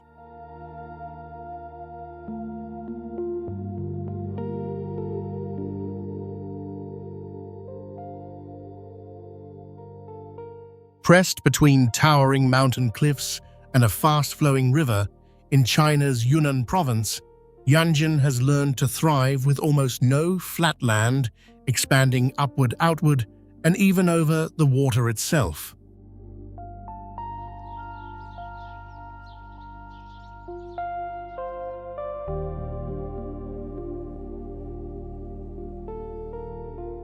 With no flat ground left, high-rises are pushed to the cliff edges and anchored by concrete piles driven into the riverbed.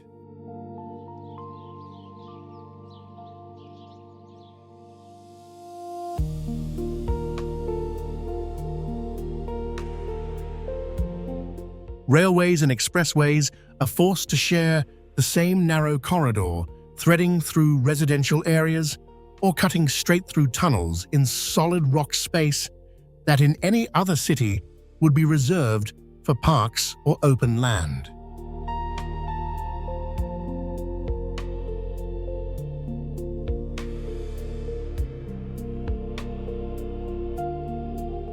The city stretches like a thin ribbon through the mountains where tens of thousands of people live on terrain never meant to support them, making Yanjin one of the clearest examples of human adaptation to geography.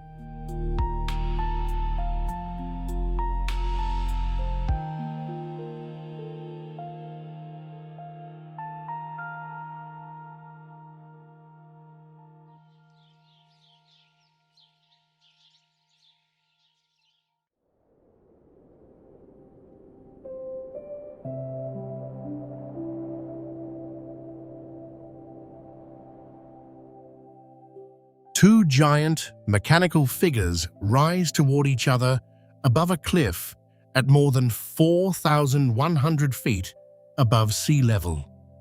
When they meet, the canyon below them drops into the Wu River Valley, and the sky behind them holds nothing but open air.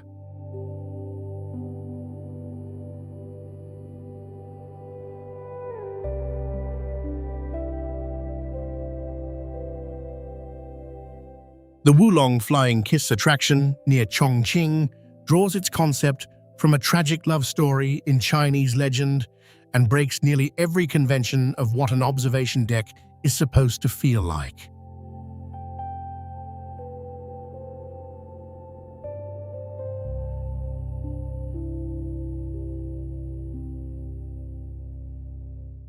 The most intense detail is the absence of seats and harnesses on the platforms. Visitors stand freely protected only by guarded rails at the edge at full height above the valley as the mechanical arms lift them toward their counterpart across the gap.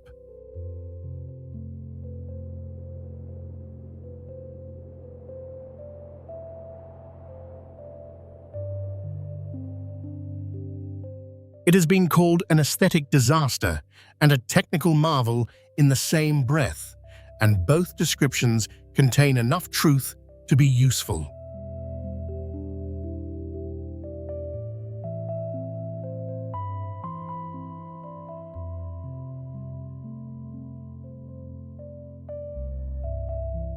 What the structure creates when the two figures meet above the deep valley is an image that is difficult to look away from and equally difficult to fully explain.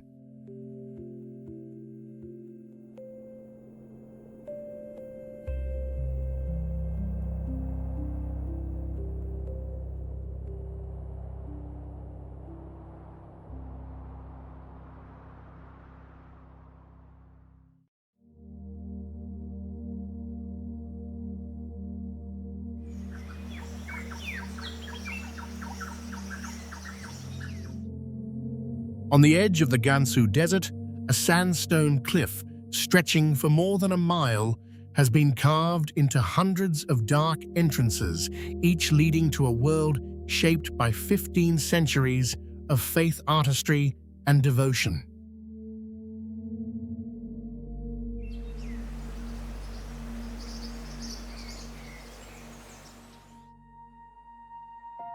The Mogayo Caves contain more than 700 man-made grottos where towering Buddha statues, vivid murals, and painted chambers have survived long after empires faded into history.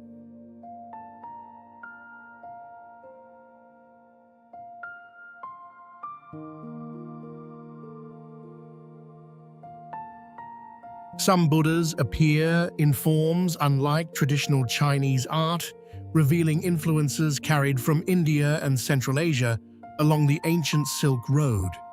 Nearby, magnificent murals depict the Pure Land, the paradise where generations of believers hoped to escape the suffering of the mortal world.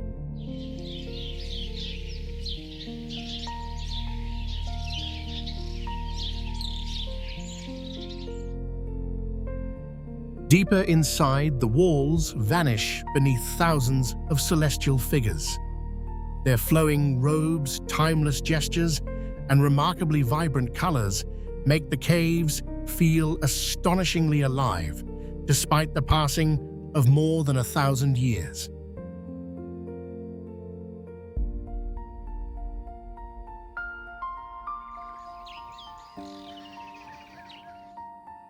Yet the greatest impact often comes from the simplest spaces. In the northern caves, bare stone cells where monks once lived and prayed in complete solitude reveal that history is shaped not only by magnificent works of art, but also by quiet lives devoted to faith.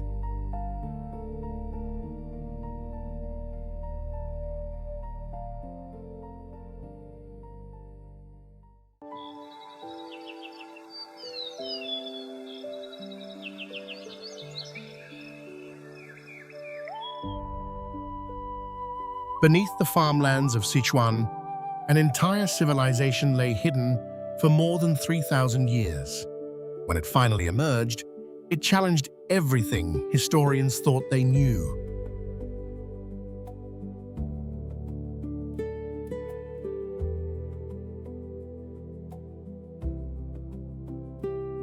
Thousands of gold, bronze, and jade artifacts were unearthed at Sangxingdui. Towering bronze figures and mysterious ritual objects revealed an artistic tradition unlike any other in the ancient world.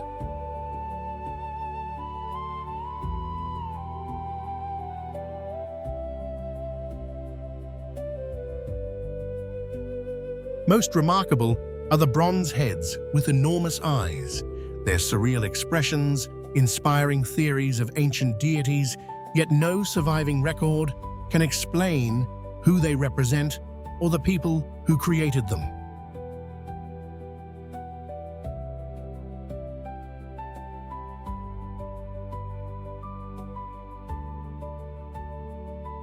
Unlike the art of the Shang dynasty, Shangxingdui stands completely alone. No written language remains, no clear descendants have been identified. Only the silent bronze faces endure, still watching the world, as if guarding secrets lost for 3,000 years.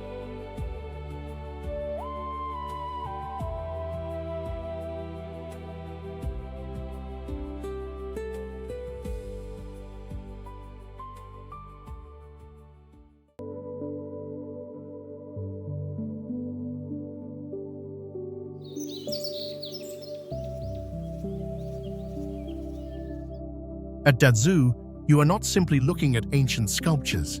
It feels as though thousands of silent eyes are looking back at you.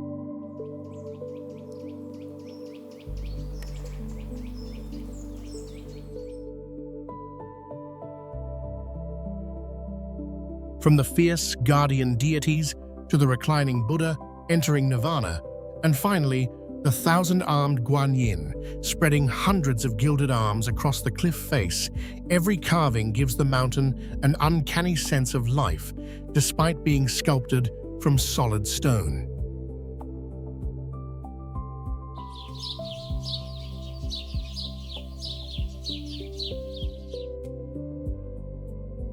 Yet the greatest wonder lies in what these carvings represent. Buddhism, Taoism, Confucianism, and even scenes of everyday life exist side by side on the same cliff, not divided but woven together into a single vision.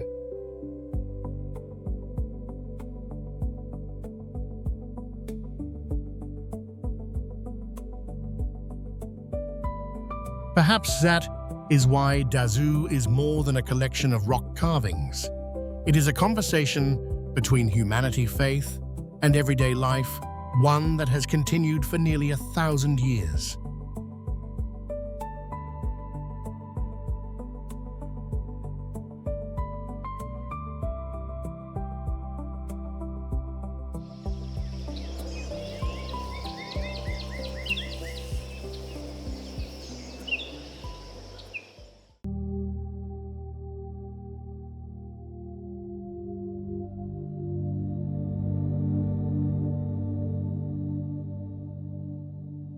Seen from the far bank of the Yi River, the Longmen Cliff appears to have been perforated entirely.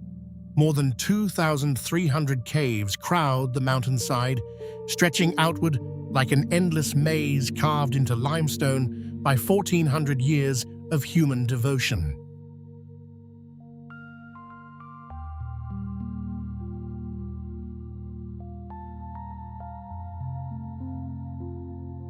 As you draw closer, the differences in scale become overwhelming. Tiny figures fill small niches no larger than a window frame. Directly beside them, giant guardian statues stand at full height, their stone armor and fierce expressions towering over everything nearby.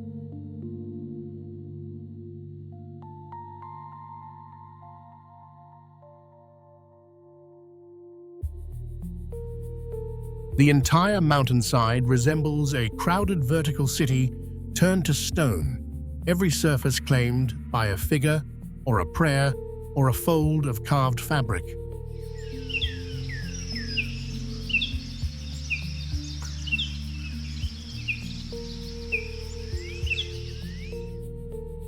Every line of carved detail leads ultimately to the central Buddha. The statue rises roughly 17 meters, its eyes looking downward with an expression of peaceful stillness. The corners of the mouth curve slightly, producing a lifelike quality that makes the face seem responsive to the light rather than fixed in stone.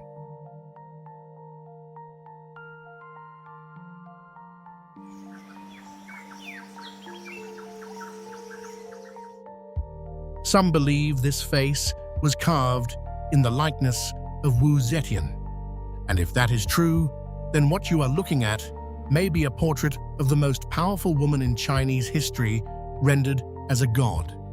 It could also be coincidence, but standing beneath it, coincidence feels like the less convincing explanation.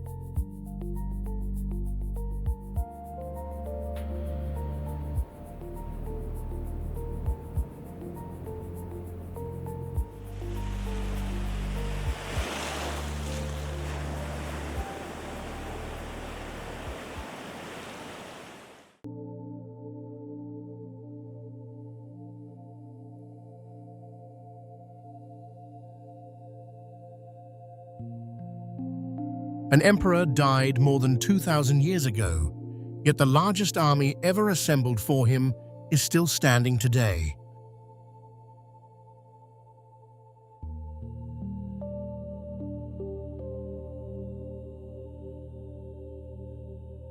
Beneath the earth, thousands of life-sized clay warriors remain locked in perfect formation, each with a different face hairstyle, armor, and expression.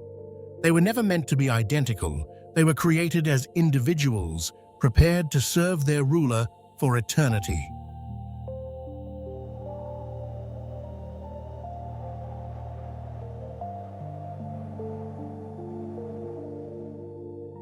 When the site was discovered, most of the soldiers were nothing more than shattered fragments buried beneath the soil. Piece by piece, archaeologists reconstructed an entire military force, complete with infantry, cavalry officers, and battle formations.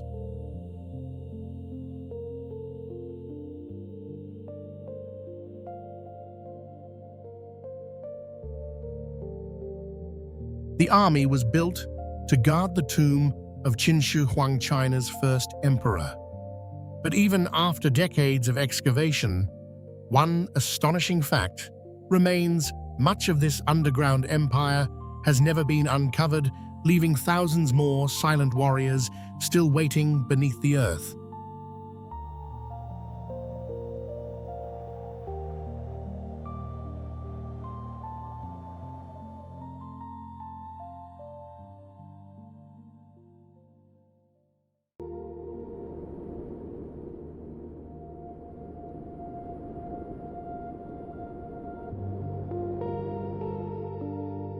There is a place where an entire world disappears into a sea of clouds, only to quietly emerge again as though it had never vanished.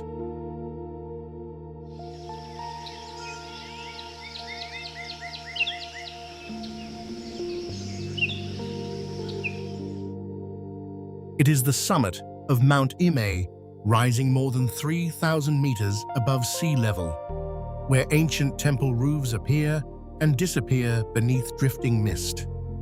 For nearly 2,000 years, an endless stream of pilgrims has climbed to this sacred peak through the rise and fall of countless dynasties.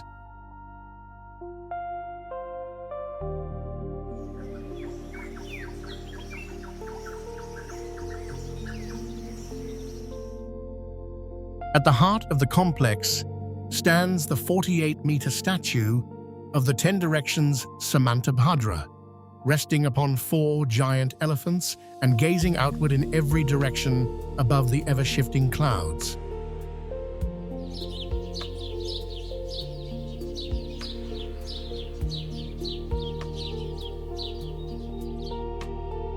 And when the mist finally swallows the entire mountaintop once again, Mount Imei no longer feels like a place built upon the earth.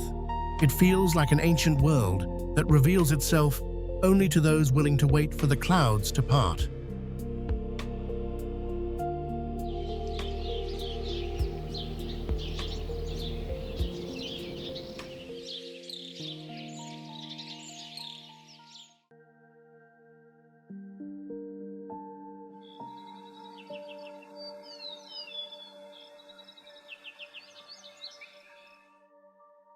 Gravity should have made this place impossible, yet for more than 1,000 years, it has remained exactly where it was built.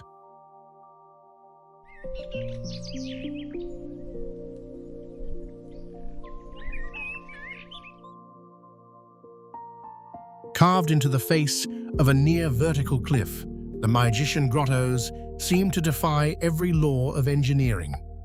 More than 220 caves and niches are linked by narrow wooden walkways suspended high above the valley, leading to over 10,000 clay and stone sculptures hidden within the mountain.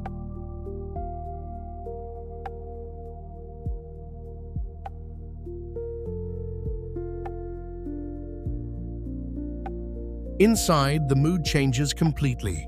The dizzying cliffs give way to serene Buddhas with gentle expressions and faint smiles, transforming the rugged rock into a sanctuary of remarkable peace.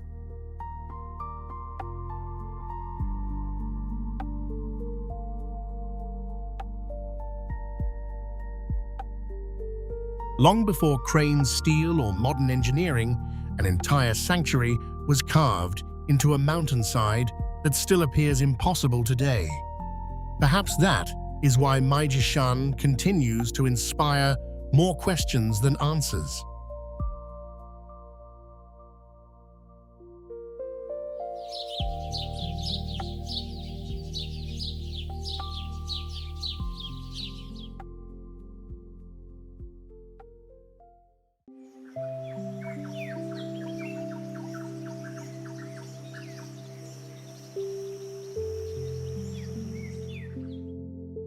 This was never meant to feel like a home. It was designed to feel like power.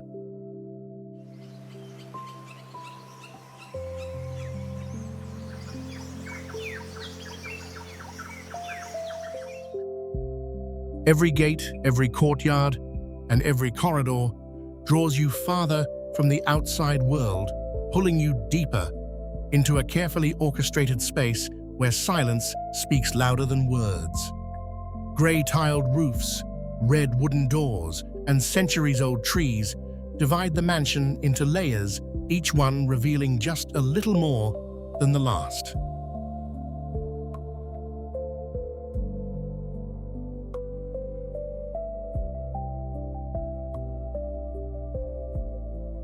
Built in 1777 for Hessian, one of the Qing dynasty's most powerful and controversial officials, the estate later passed through several owners before becoming the residence of Prince Gong. Beyond painted halls and carved stone gateways, tranquil ponds, winding paths, and carefully arranged rock gardens conceal the turbulent history these walls once witnessed.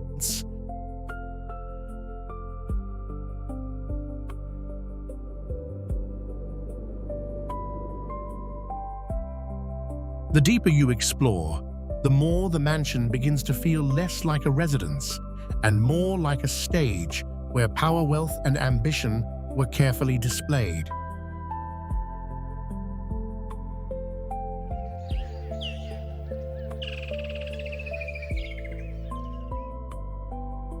Today, the silence remains, but behind every courtyard still lingers the story of a man whose influence grew so great that even an empire could no longer tolerate it.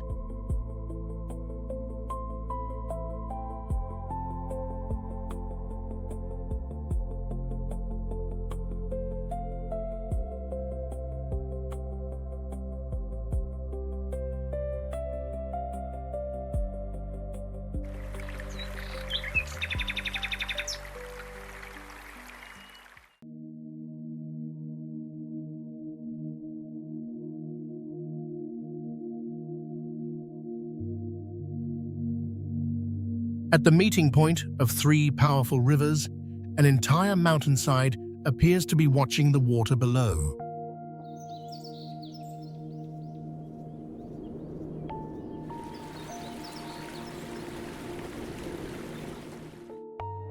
From a distance, only a colossal face emerges from the red cliff. But with every step closer, the illusion gives way to something far more astonishing. Hidden within the mountain is a seated Buddha, so immense that its shoulders, hands, and feet seem to belong to the landscape itself rather than to a sculpture.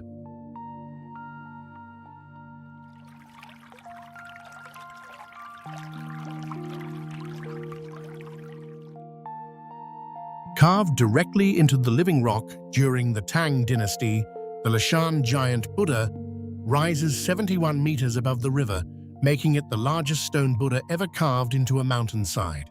For nearly 90 years, generations of craftsmen removed layer after layer of solid cliff until an entire mountain was transformed into a single figure.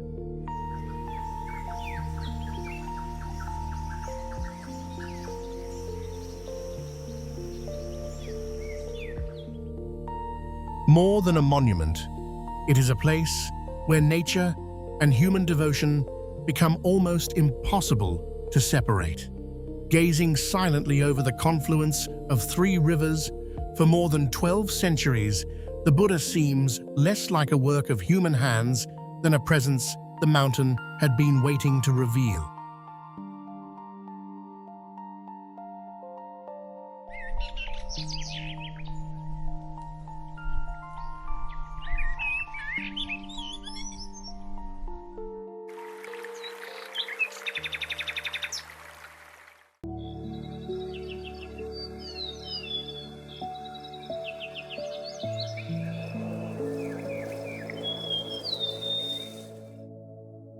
At an altitude of nearly 13,000 feet, a valley disappears beneath a sea of red rooftops so dense they seem to have been poured across the slopes like something liquid that hardened before it could reach the bottom.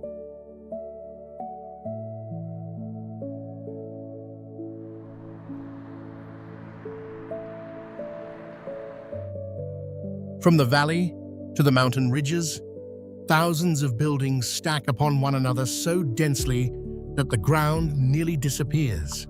Among them, monks and nuns in red robes move through one of the world's largest centers of Buddhist learning and devotion.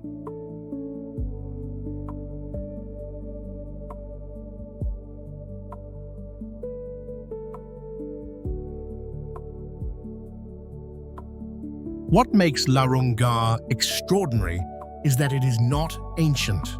The academy was founded only in 1980 on a land that was virtually uninhabited.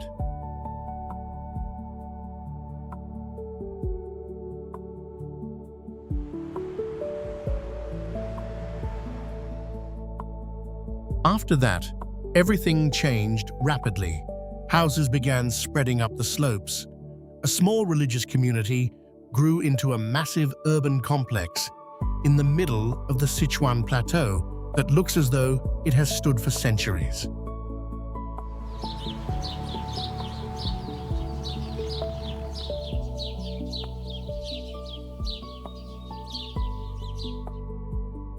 In reality, the entire sea of red rooftops was formed in just a few decades. The speed of its creation makes the scale even more difficult to comprehend. What would normally require centuries of gradual accumulation happened here within a single lifetime, as though the mountain had been waiting for exactly this purpose and simply allowed it to happen without resistance.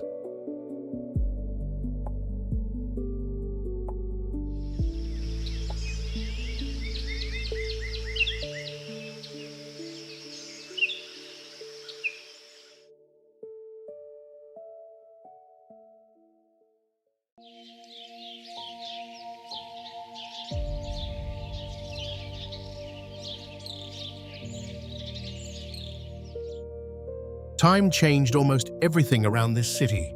Somehow, it forgot to change the city itself.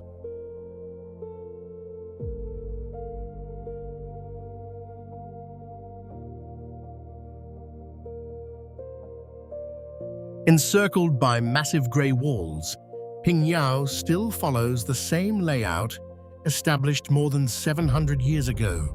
Ancient streets, wooden gates, tiled rooftops, and traditional courtyards remain woven into a city where history is not confined to museums but continues to shape everyday life.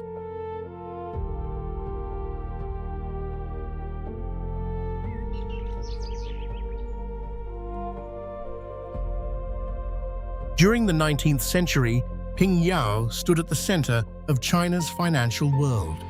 Its draft banks pioneered nationwide money transfers long before modern banking emerged, and many of the original vaults and transaction rooms still survive exactly where they were built.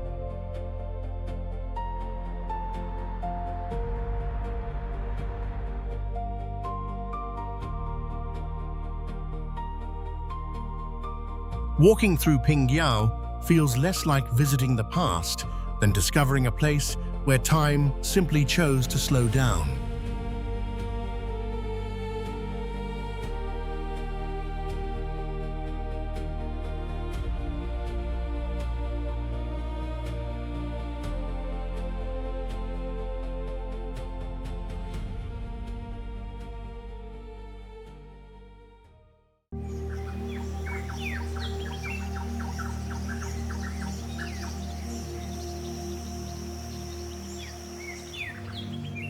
Against the sheer cliff of Mount Hengshan, dozens of wooden halls cling to the mountainside with no foundation on the ground, no wide courtyard, and no apparent reason to still be standing after 1,500 years.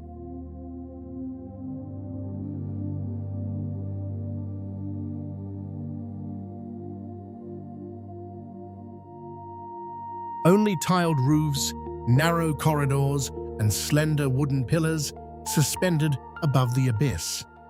Viewed from below, the pillars appear to support the entire structure, but the true weight rests on long beams driven deep into the cliff face, hidden within the rock like secrets the mountain has agreed to keep.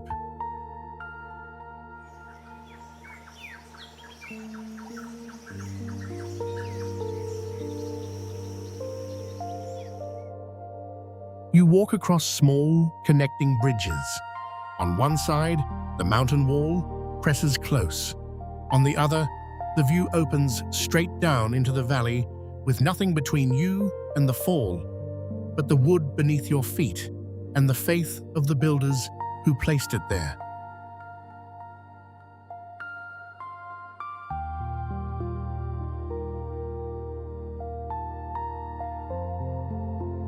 Inside the cramped rooms, statues of Buddhism, Taoism, and Confucianism all appear under one roof, as though the temple saw no contradiction in housing three philosophies within the same narrow walls.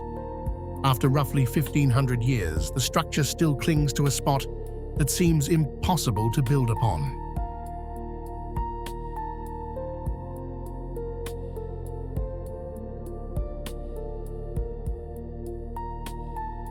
The Hanging Temple does not stand on the mountain.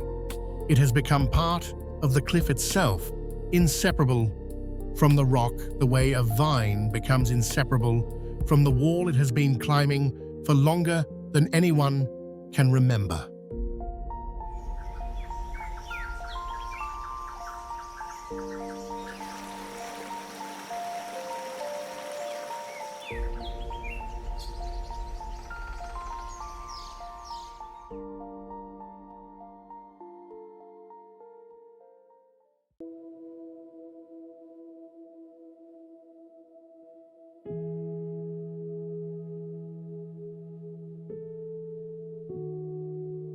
Nearly 10,000 rooms, 24 emperors, 5 centuries, all concealed behind a single set of crimson walls.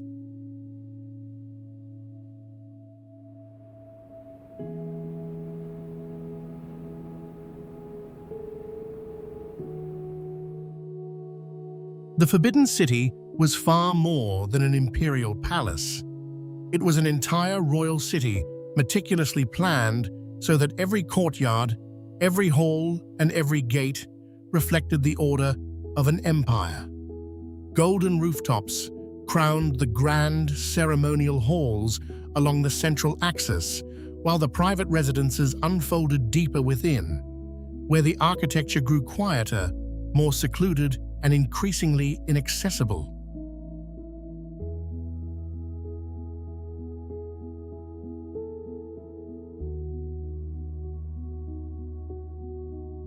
For centuries, few people were ever allowed to enter. Every gate marked another boundary, every courtyard, another level of privilege. The farther you walked, the more the city revealed itself, not simply as a place where emperors lived, but as a masterpiece, where architecture became the language of power.